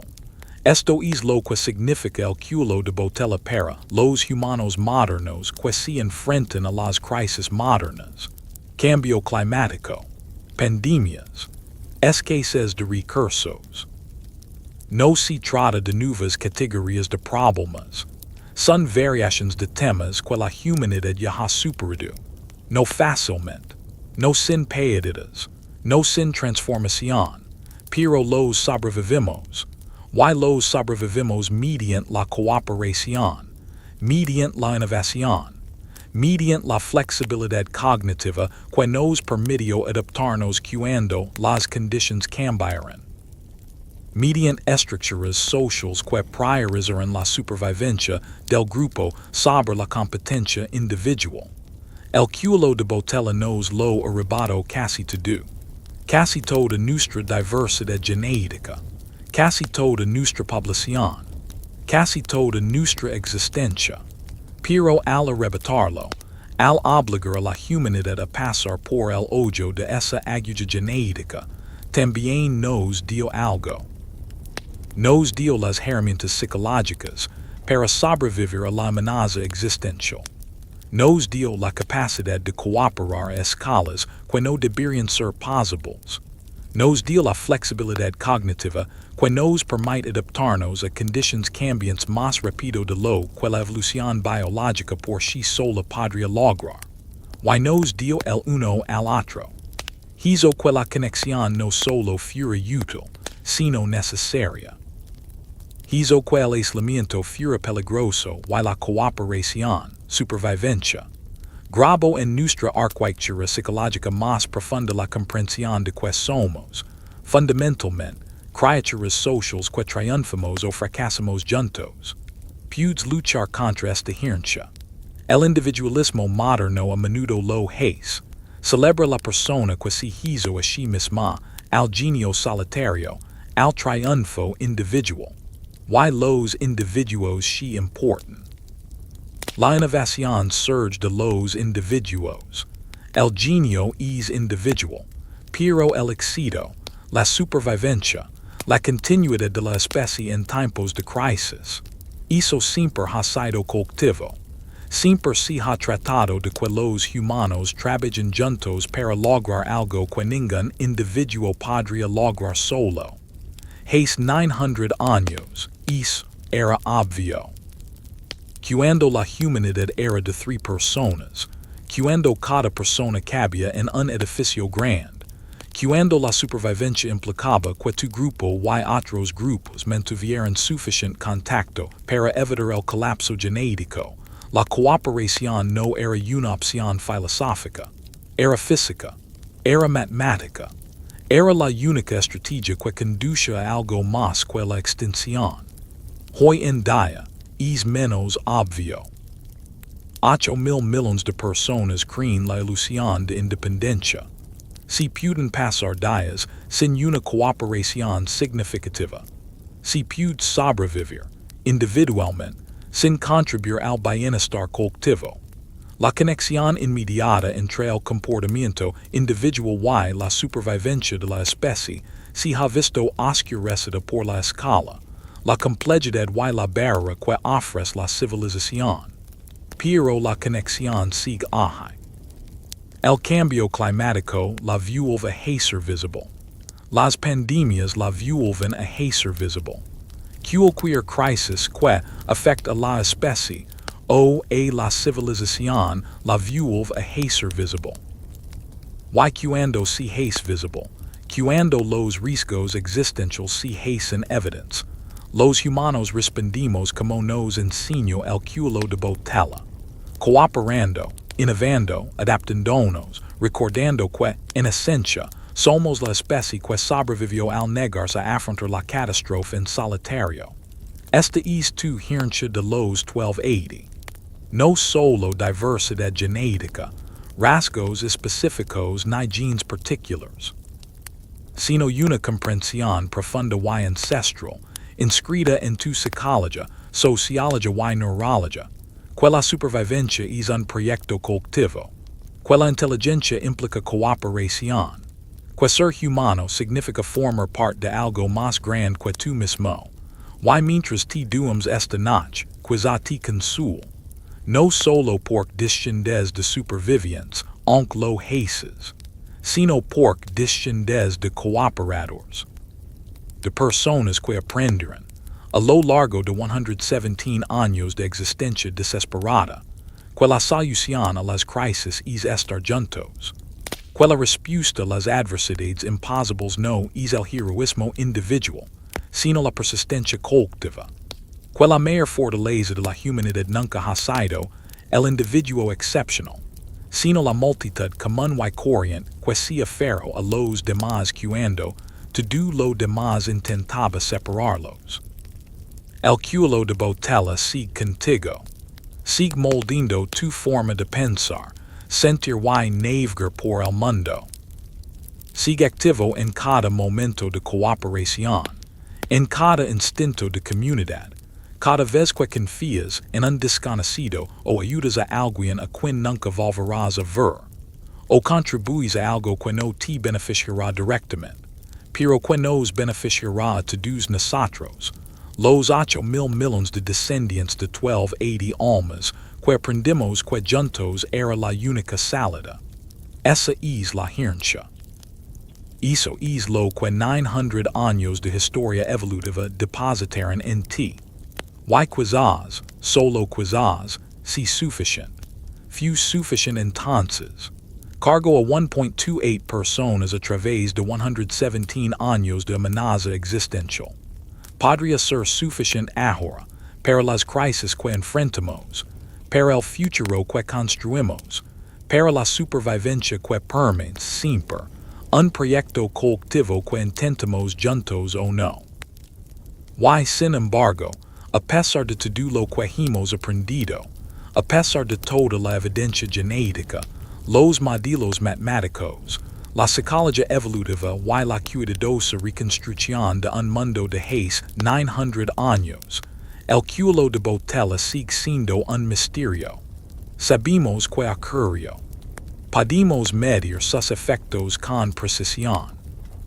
Podemos calcular el tamaño de la población, rastrear la recuperación, identificar la herencia que dejó en nuestros genes y nuestra psicología. Pero no sabemos con certeza por qué. No sabemos exactamente dónde. Desconocemos todos los detalles que completarían la historia. Y vale la pena reflexionar sobre esto un momento. Vale la pena reconocerlo a medida que nos acercamos al final de este viaje. Porque hay una diferencia entre el misterio y la ignorancia. Entre no saber por qué no se han encontrado pruebas, y no saber por qué algunas cosas simplemente se han perdido en el tiempo, borradas por 900 años de caos geológico y reciclaje biológico, y el hecho fundamental de que el pasado no nos da respuestas. El obstáculo reside en ambos aspectos. Parte de lo que desconocemos, eventualmente lo aprenderemos. Futuros estudios genéticos con mejores métodos y conjuntos de datos más amplios perfeccionarán nuestra comprensión. Nuevos descubrimientos fáciles y llegarán, como siempre, gracias a investigadores pacientes que trabajan en entornos difíciles y encuentran fragmentos que transforman nuestro conocimiento. Anclarán la historia genética en la realidad física. Las reconstrucciones climáticas, utilizando tecnologías aún inexistentes, nos mostrarán con mayor precisión cómo era el medio ambiente durante esos 117 años. Pero hay cosas que desconocemos, que nunca sabremos. Los individuos, las bandas específicas, la ubicación precisa de los refugios, el idioma que hablaban, si es que era el idioma que conocimos, las historias que contaban, las creencias que tenían. Cómo entendían su propia lucha, si es que la entendían o simplemente la vivían sin la distancia que requiere la comprensión. Esos se han ido. No están ocultos. No esperan ser descubiertos. Se han ido. Reciclados por el tiempo en moléculas que se convertirán en otras cosas, otras vidas, esparcidas a lo largo de 900 años de rotación planetaria hasta que la conexión con lo que una vez fueron pierde sentido. Y hay paz en eso, si la permites. Consuelo en reconocer los límites del conocimiento. Sabiduría en decir, seguimos aprendiendo, en lugar de afirmar una certeza que no nos hemos ganado. La ciencia no exige que lo sepamos todo. Exige que mantengamos la curiosidad sobre lo que desconocemos. Que sigamos haciendo preguntas, incluso cuando las respuestas son difíciles de encontrar. Que mantengamos nuestras teorías a la ligera, listos para revisarlas cuando lleguen mayores evidencias. Que distingamos entre lo que podemos medir y lo que solo podemos inferir, entre lo que dicen los datos y lo que interpretamos que significan. El cuello de Botella existe en ese espacio entre la certeza y la especulación. El colapso poblacional, seguro. 1280 parejas reproductoras, calculadas a partir de patrones de diversidad genética visibles en cada genoma humano, seguro. La duración, aproximadamente 117 años, segura dentro de los límites de los métodos de datación genética. La recuperación, que comenzó hace unos 813 años, segura. Pero la cosa. Ahí es donde la certeza se desvanece en probabilidad, la probabilidad en posibilidad, la posibilidad en conjeturas fundamentadas. Fu el clima. Es casi seguro que el clima influyó. El Pleistoceno medio fu climáticamente caótico, Why la cronologia coincide con periodos de estrés ambiental. Pero el clima por sí solo no explica por qué esta oscilación en particular cause. Un culo de Botella, cuando oscillations interiors y posteriors no lo hicieron. Por qué hace 900 años y no hace un millón u 800. Fu una enfermedad. Posiblemente. Las epidemias pueden destruir poblaciones rápidamente, y las poblaciones pequeñas son especialmente vulnerables. Una enfermedad que matara incluso al 30% de una población y pequeña podría provocar un colapso. Pero las enfermedades no suelen durar 117 años. Destruyen poblaciones y desaparecen, dejando sobrevivientes con resistencia. A menos que se tratara de múltiples enfermedades a lo largo de ese lapso, o de una enfermedad que se volviera endémica, presente constantemente, causando muertes constantemente. No tenemos evidencia de esto, pero no la tendríamos. Las enfermedades no se facilizan. Fu competencia con otras especies, otros hominidos, otros depredadores, quizás. El Homo erectus aún existe, compitiendo por los recursos. Los depredadores de la megafauna estaban en su apogeo.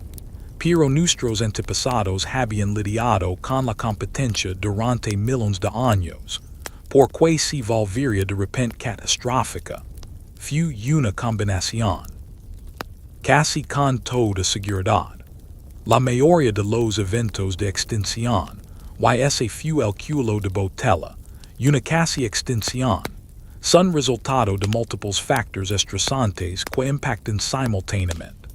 Estrés climático, enfermedades, competencia, catástrofes aleatorias y los ciclos de retroalimentación que hacen vulnerables a las poblaciones pequeñas de una forma que no lo son las grandes. Todo esto se agrava hasta que el único resultado posible es el colapso. Podemos modelar esto. Podemos crear simulaciones por computador que muestran cómo podrían haber interactuado diversos factores. Y las simulaciones funcionan, pueden producir culos de Botella de la magnitud y duración adecuadas, dadas suposiciones razonables sobre el clima, las enfermedades y la competencia. Pero las simulaciones no son pruebas. Son exploraciones del espacio de posibilidades. Muestran lo que podría haber sucedido, no necesariamente lo que sucedió, y saben que está bien. Así funciona la ciencia cuando se investiga algo que ocurrió hace 900 años y casi no dejó rastro físico. Se trabaja con lo que se tiene. Se construyen modelos. Se ponen a prueba las predicciones. Se permite abierto a equivocarse. Se reconoce la incertidumbre mientras se continúa buscando la comprensión. Existe una tendencia en la divulgación científica, en documentals, artículos e incluso en la escritura académica dirigida al público general, a presentar el conocimiento como algo más cierto de lo que es. Para suavizar las incertidumbres, los debates y las contradicciones, porque el público busca respuestas, no preguntas. Crear una historia completa, no fragmentada. Pero a veces lo más honesto que puedes decir es, no lo sabemos. No como una derrota, no como un fracaso, sino como una representación precisa del estado del conocimiento. Y a veces lo más valioso que puedes ofrecer no es una respuesta, sino una pregunta mayor. Una forma de pensar sobre el problema que abre nuevas vías de investigación. El culo de Botella nos proporciona ambas cosas. Nos de respuestas sólidas sobre el tamaño, la duración y la recuperación de la población. Y nos plantea preguntas profundas sobre la causalidad y el significado, y lo que esto revela sobre la evolución humana, la resiliencia y la aleatoriedad de la supervivencia. Los investigadores del futuro sabrán más que nosotros. Las técnicas para extraer y analizar ADN antiguo están mejorando rápidamente. Los métodos de reconstrucción climática se están volviendo más sofisticados. Los métodos arqueológicos están descubriendo yacimientos y evidencias que generaciones anteriores de investigadores pasaron por alto. En 10, 20 o 50 años, nuestra comprensión del cuello de Botella será más profunda, más detallada y más completa. Y seguirán teniendo preguntas. Seguirán encontrando misterios. Porque esa es la naturaleza de investigar el pasado remoto. Se trabaja con fragmentos, con ecos, con sombras matemáticas proyectadas hacia atrás en el tiempo. Y las sombras, por mucho que las mides con tanto cuidado, nunca te dicen todo sobre el objeto que las proyecto. Pero esto es lo que importa. Esto es lo que quiero que entiendas mientras te duermes, mientras el peso de estas preguntas se convierte en algo pacífico en lugar de frustrante. El misterio no es un error, es una característica. Las lagunas en nuestro conocimiento no son fallos de la ciencia, son invitaciones a la curiosidad. Recordatorios de que el universo es más grande, más extraño y más complejo que cualquier modelo que construimos de él. Promesas de que siempre habrá más que aprender, más que descubrir, más que maravillarse. El cuello de Botella se produjo. Eso es seguro. Tus ancestros sobrevivieron 117 años al borde de la extinción. Eso es seguro. Leva su herencia en tus genes, tu psicología y tu capacidad de cooperación y adaptación. Eso es seguro. ¿Por qué sucedió? ¿Cómo sobrevivieron? Que sintieron, pensaron y creyeron durante esos milenios desesperados. Esos son misterios. Misterios hermosos. De esos que te hacen pensar, reflexionar y imaginar. De esos que te conectan con personas de hace 900 años, no a través de hechos y datos, sino a través del simple reconocimiento de que ellos eran humanos y tú eres humano. Y que la brecha entre ustedes es enorme y diminuta. Algunos misterios no son acertijos por resolver. Son invitaciones a la curiosidad. Y el cuello de Botella, incluso a medida que aprendimos más sobre él, siempre conservará esa cualidad.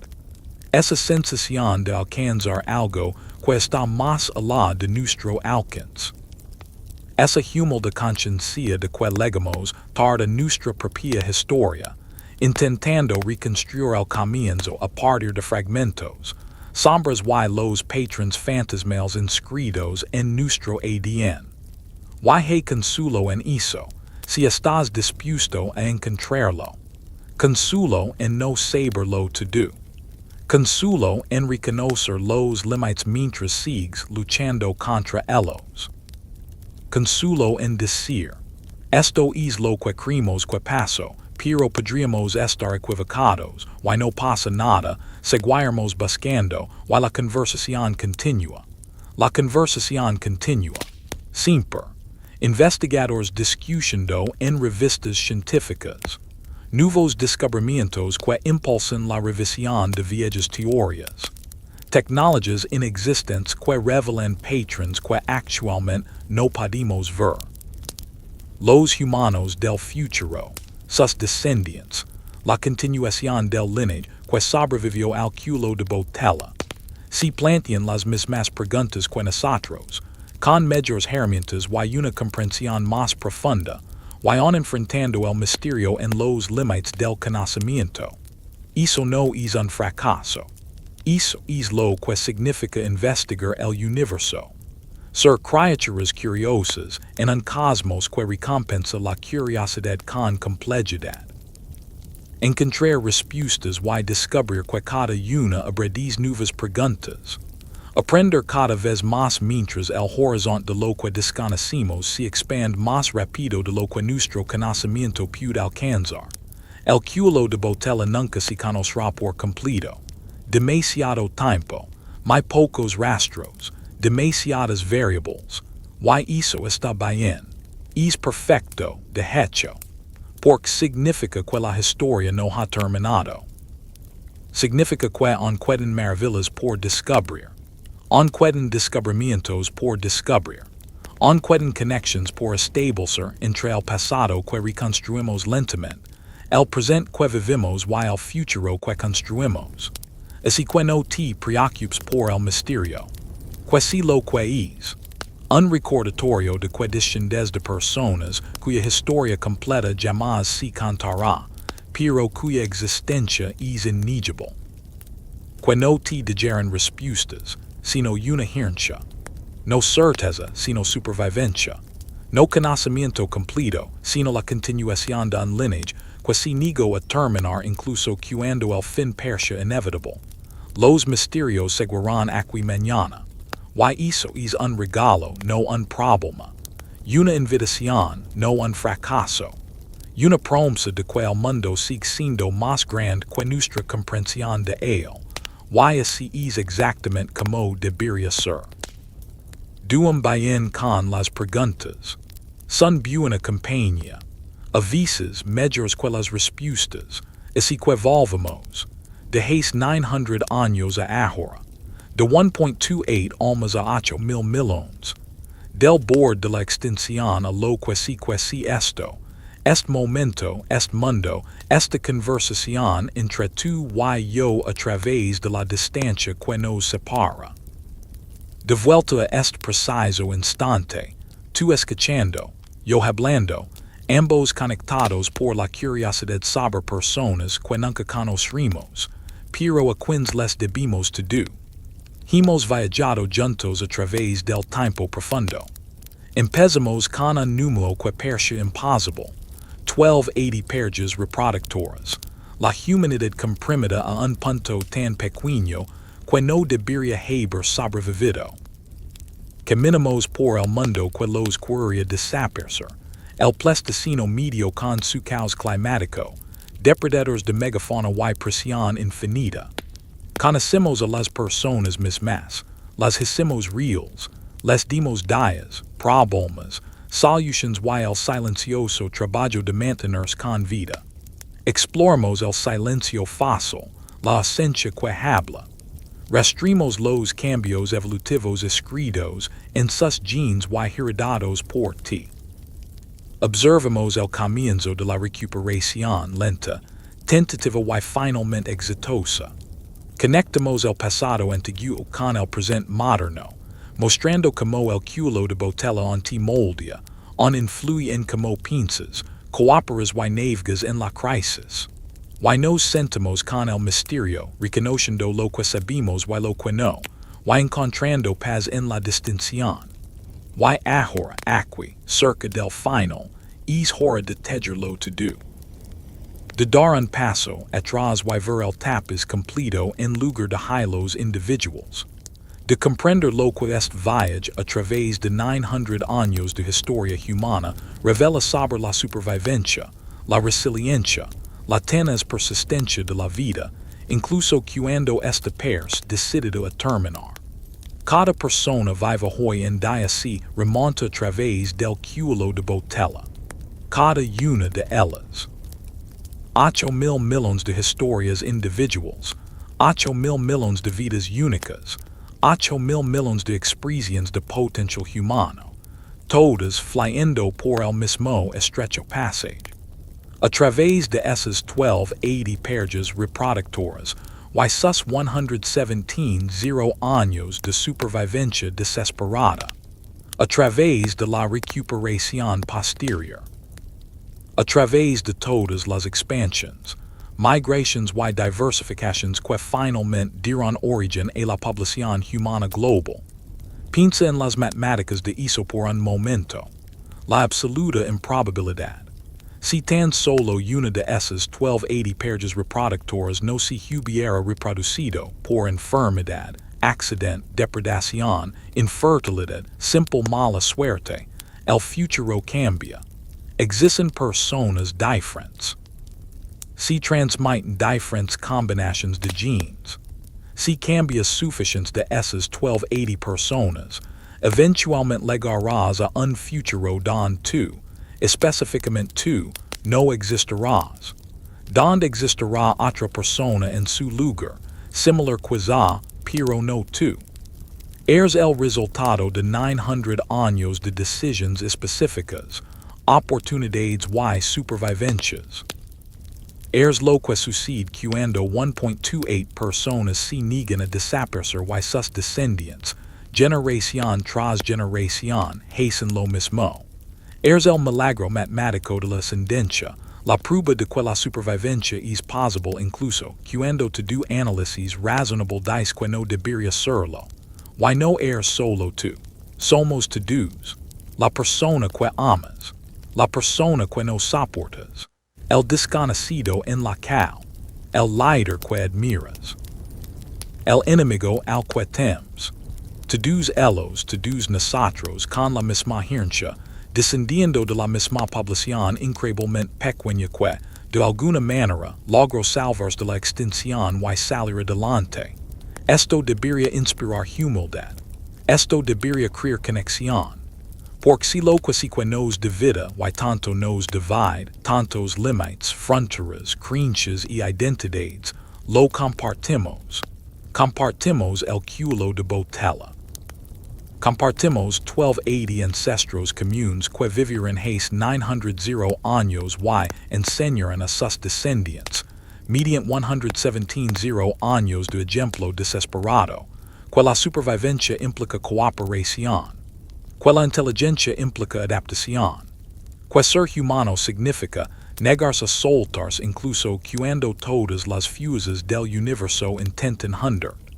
Hay un hilo que te conecta con ellos. Inquebrantable. Genético sí, pero más que genético. Conductual, psicológico. Cultural de maneras que trascienden culturas específicas. Hereda su capacidad de cooperación. Su flexibilidad cognitiva. Su capacidad de planificar, innovar y adaptarse. Su comprensión instintiva no consciente pero real de que los humanos sobreviven juntos o no sobreviven. Ese hilo se extiende a través de cada generación, entre ellos y tú. A través del periodo de recuperación, a medida que las poblaciones crecen y se expanden lentamente. A través de la diversificación en diferentes lineajes humanos, algunos de los que sobrevivieron, otros no. A través de las migraciones desde África hacia entornos tan diferentes del Pleistoceno, medio como la Tierra lo es de Marte. A través de las edades de hielo, los periodos cálidos, los inviernos volcánicos y los cambios climáticos. A través del desarrollo del lenguaje, el arte, la cultura y la tecnología.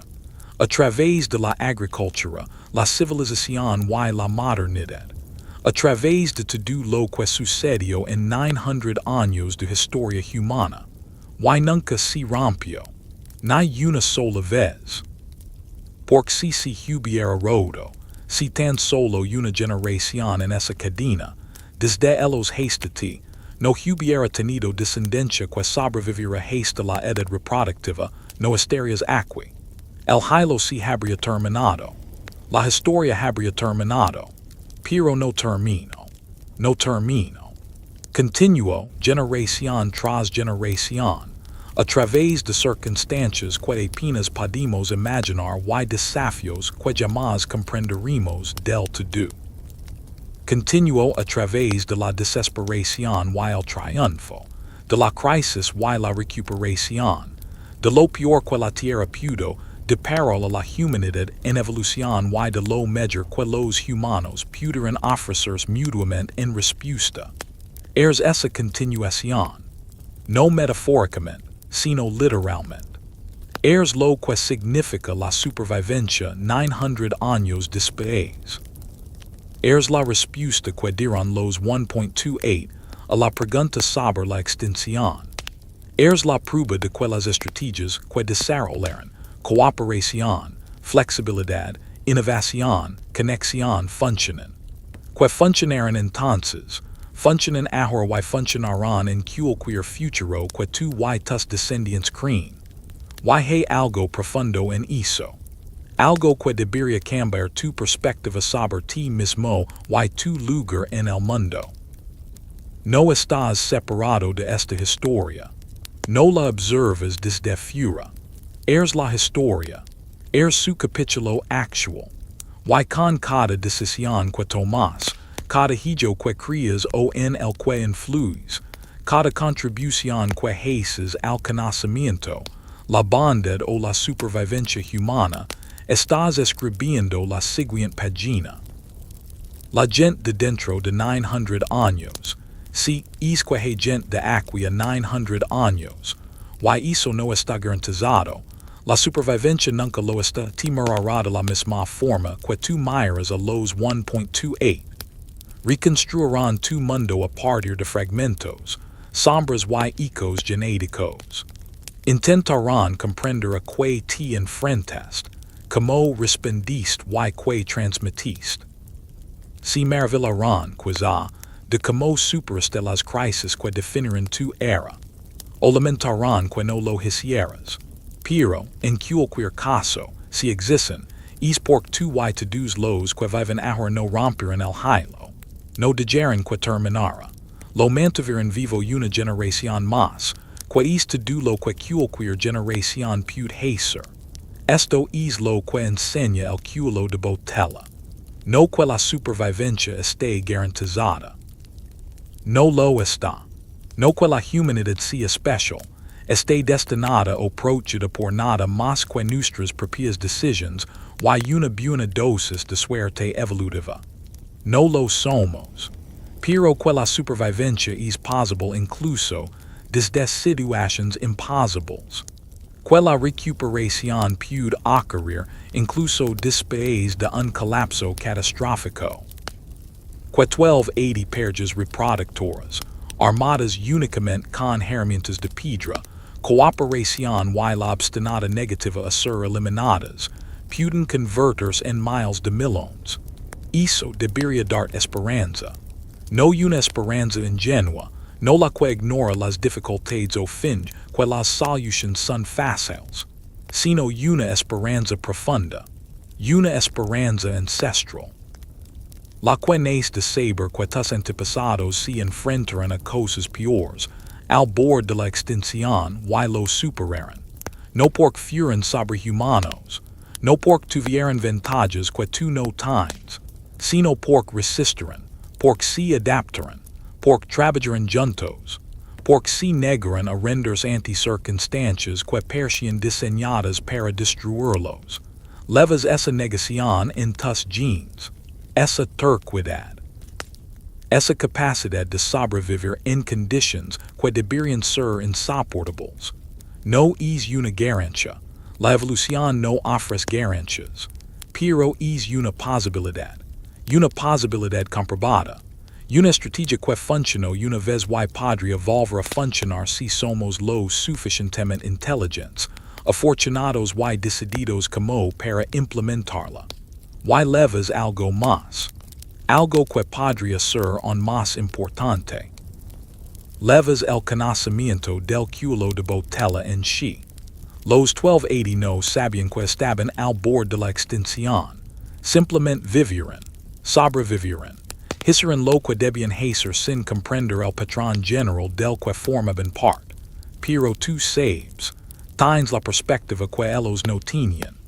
Puedes ver lo que sucede cuando las poblaciones humanas colapsan.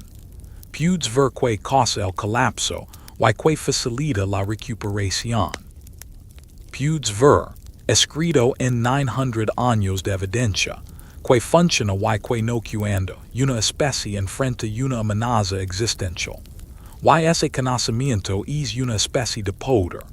No el poder de prevenir todas las catástrofes, no se puede, nadie puede, el universo no funciona así, sino el poder de responder con inteligencia, de reconocer la crisis por lo que es, de implementar las estrategias que nuestros antepasados desarrollaron precisamente para momentos como este: cooperación, innovación, adaptación, conexión, La negativa a dejar que el interreacutes individual prevelsca sobre la supervivencia colectiva cuando la supervivencia colectiva es lo que está en juego. Esto es lo que significa el hilo ininterrumpido. Significa que no estás solo. Formas parte de algo que se remonta a un pasado tan profundo que es casi incomprensible. Estás conectado con todos los seres humanos que han vivido. Sí, pero especialmente con esos 1280 que sobrevivieron a lo imposible y enseñaron a sus descendientes. Te enseñaron a ti a hacer lo mismo. Cuando cooperas con desconocidos, son ellos. Cuando te adaptas a circunstancias cambiantes, son ellos. Cuando resistes durante la crisis, incluso cuando rendes pers más fácil, son ellos. Cuando conectas con otros y construyes algo juntos que nadie podría construir solo, son ellos. No están muertos. En realidad no. Continúan. En ti. En todos. En los 8,000 millones de descendientes que demuestran que 1280 fueron suficientes, que el hilo se mantuvo, que la humanidad sobrevivió a su peor crisis y siguió adelante. Y mientras te deslizas hacia el sueño, mientras este viaje a través del tiempo profundo se asienta en la memoria y luego en los sueños, leva esto contigo. Vins de supervivientes, no de gente afortunada, no de gente que lo tuvo fácil, sino de gente que se enfrentó a lo peor y no se derrumbó. Gente que se aferró la una y la otra cuando todo lo demás intentaba separarlos. Gente que vaya a la extinción y dijo, hoy no durante 117 años hasta que hoy no se convirtió en nunca. Esa es tu herencia. Esa es tu línea. Ese es el hilo ininterrumpido que te conecta con el comienzo de esta historia y con lo que venga después. Y mientras estés aquí, mientras hay un ser humano aquí, el hilo continúa. La historia continúa. La turca, imposible y milagrosa continuación de una especie que sobrevivió a 1280 parejas reproductoras y se convirtió en miles de millones. Gracias por este viaje. Gracias por tu curiosidad por las personas que murieron hace miles de siglos, pero que viven en ti. En todos nosotros. Gracias por ser parte de esta cadena ininterrumpida, este hilo a través del tiempo que conecta el pasado que poco a poco comprendimos con el futuro que activamente creemos. Empezamos con un fantasma en tu genoma, un número, 1280. Y terminamos entendiendo que significa ese número, no solo datos, no solo historia, sino identidad, herencia, prueba de que la supervivencia es posible, prueba de que distingues de personas que se negaron a desaparecer, prueba de que aferrarse incluso cuando aferrarse parece imposible a veces es suficiente. El hilo está intacto, 900 años y contando. Y formas parte de él, ahora mismo, en este momento, en este respiro, esta continuación de una historia que casi terminó antes de empezar, pero no lo hizo, no pudo, porque no lo permitieron, y tú tampoco lo harás. 1280 almas, hace 900 años, resistiendo cuando todo les decía que se soltaran. Y no lo hicieron, y aquí están. Prueba de que la supervivencia es posible incluso cuando parece imposible. Prueba de que el hilo puede resistir incluso cuando se estira hasta romperse.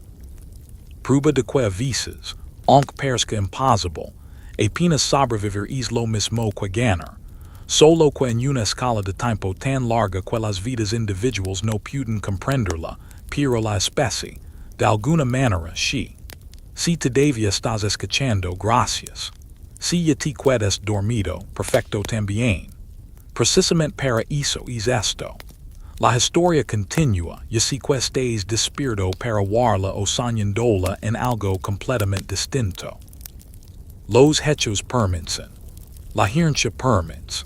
El hilo ininterrumpido que te conecta con esas 1280 personas que se negran a ser la generación que acabó con la humanidad.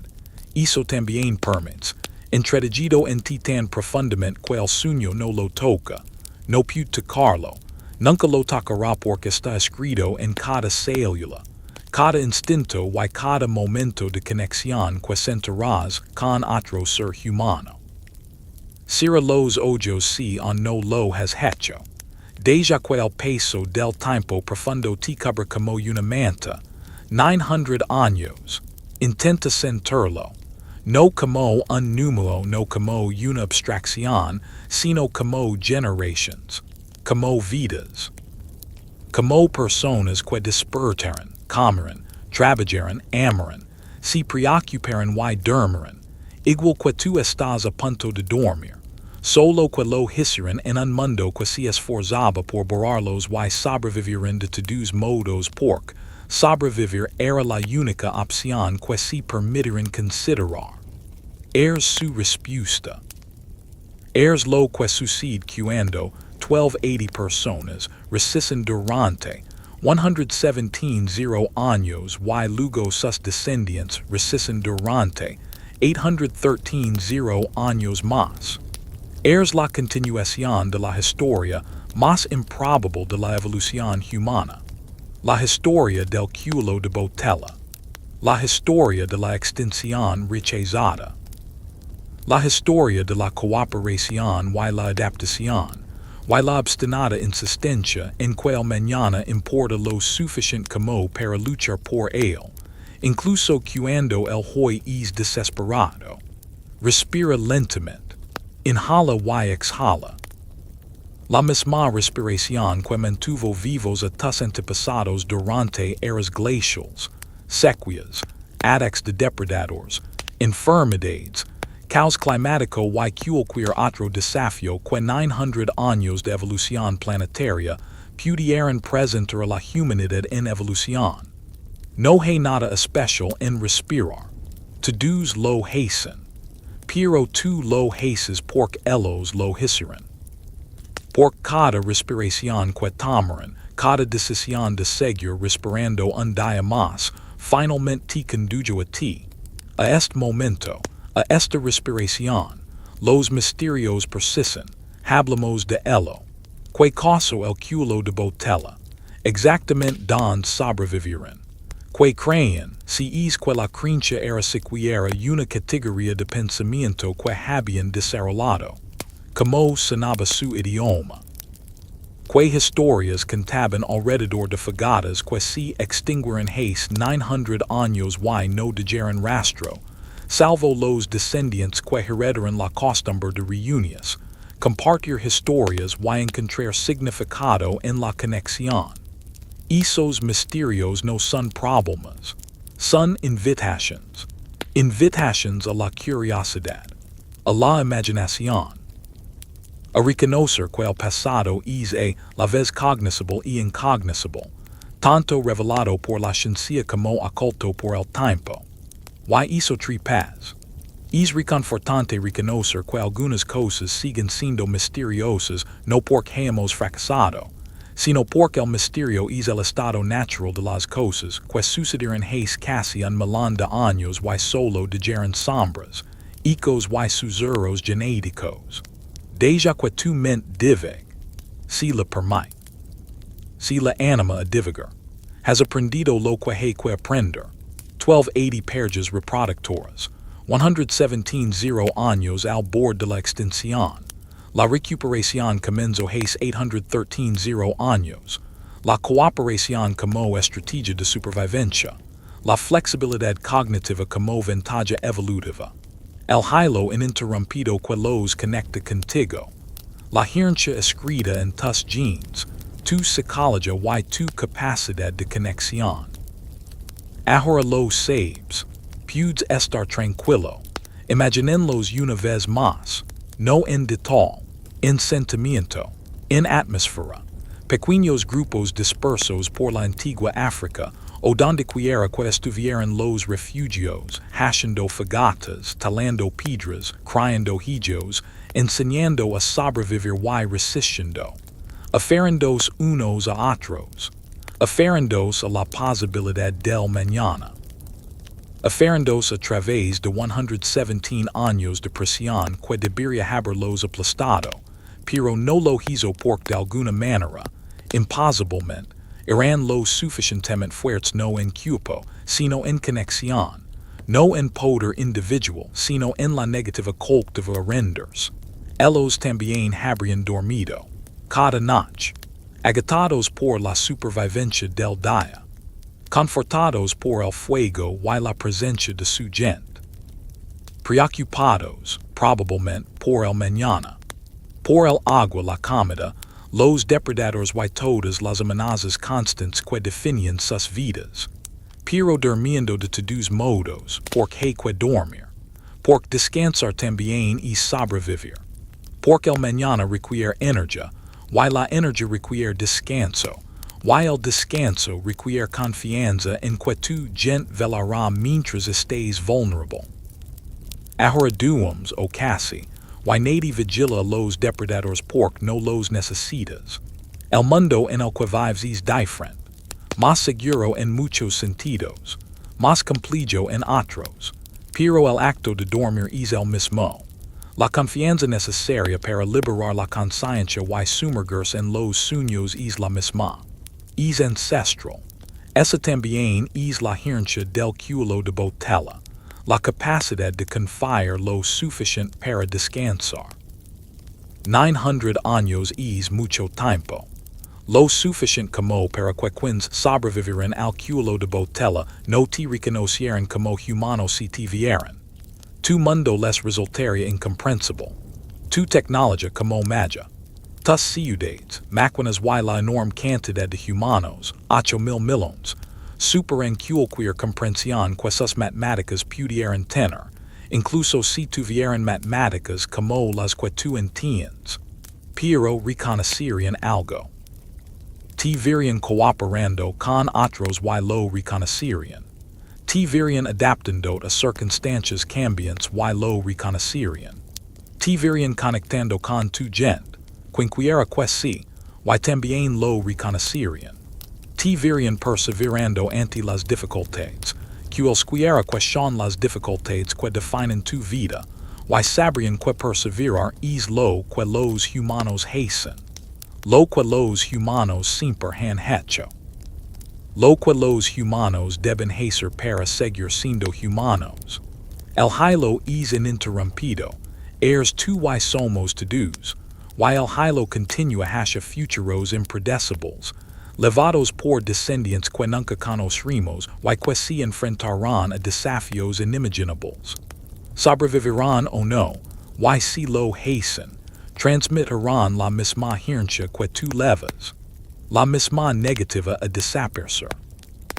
La misma capacidad de cooperación, adaptación y tena supervivencia. El mismo reconocimiento de que la humanidad es algo que hacemos juntos o no lo hacemos. Bien superviviente. Porque eso es lo que eres. No solo descendes de supervivientes, sino que tú mismo eres un superviviente. Sobreviviendo a los desafíos de tu época como ellos sobrevivirán a los de la suya. Desafíos diferentes, sí, pero la misma especie, la misma herencia, el mismo hilo ininterrumpido que conecta el pasado que vivirán con el presente que vives y el futuro que vivirán tus descendientes si te aferras como lo hicieron tus antepasados. El cuello de Botella fue hace 900 años. Y lo superesta, no personalmente, sino genéticamente, históricamente. Inevitablemente, porque si tus antepasados no lo hubieran superado, no existirías para contemplarlo. Así que, en un sentido muy real, ya sobreviviste a la peor crisis en la historia evolutiva humana. Estás aquí. Esa es la prueba. Esa es la respuesta. Ese es el final de la historia, que en realidad es la continuación de la historia, porque la historia no termina mientras existan los humanos para contarla. Gracias por escuchar. Gracias por tu curiosidad. Gracias por preocupar por las personas que murieron hace tanto tiempo que sus huesos se convirtieron en polvo, que se convirtió en tierra, que se convirtió en plantas, que se convirtieron en parte del reciclaje infinito de materia que compone este planeta. Nunca te conocieron. No podrían. Pero tú los conoces. Sabes que existieron. Sabes que importaron. Sabes que sin ellos, sin sus 117 años de desesperada supervivencia, nada de lo que vino después, inclinado de ti habría sido posible. Eso merece gratitud. Eso merece asombro.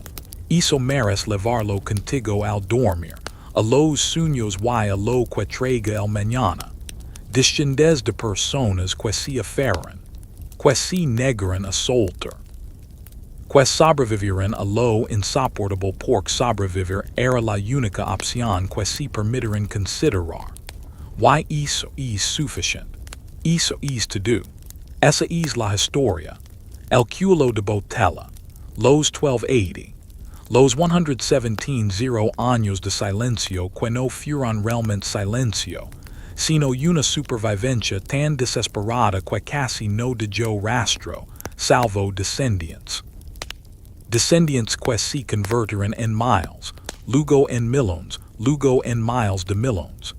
Descendientes que se extendieron por el planeta, construyeron civilizations, desarrollaron tecnologías, crearon art, se preguntaron sobre sus orígenes y descubrieron, finalmente, que casi no existen, pero que existen porque 1280 parejas reproductoras hace 900 años resistieron.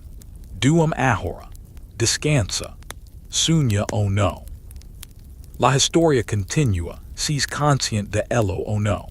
El hilo se sostiene, piensas en él o no. La herencia te moldea, la reconozcas o no. Y cuando despiertas, si despiertas en medio de la noche, por la mañana o cuando seguirás siendo descendiente de supervivientes. Encargarás con la prueba de que el cuello de Botella ocurrió y la humanidad sobrevivió. Seguirás siendo parte del hilo ininterrumpido que conecta el pasado más profundo con el presente y con cualquier futuro que construimos juntos. Buenas noches. Duum bien. Descansa tranquilo. Los misterios seguirán presentes mañana. Las preguntas seguirán existiendo. El pasado seguirá siendo el pasado, lejano y cercano a la vez, incognoscible y íntimo. Y tú seguirás siendo tú. Descendiente de los 1280. Levando su herencia. Viviendo su continuación. Demostrando que la supervivencia es posible, que la recuperación es posible, que resistir en circunstancias imposibles a veces leva, eventualmente, improbable y milagrosamente, a 8.000 millones de personas esparcidas por el planeta a preguntar sobre sus orígenes y encontrar, en la respuesta, humildad y esperanza. El cuello de Botella fue hace 900 años, y lo supereste. Buenas noches, superviviente. Que duermas bien, el hilo continúa, y tú también.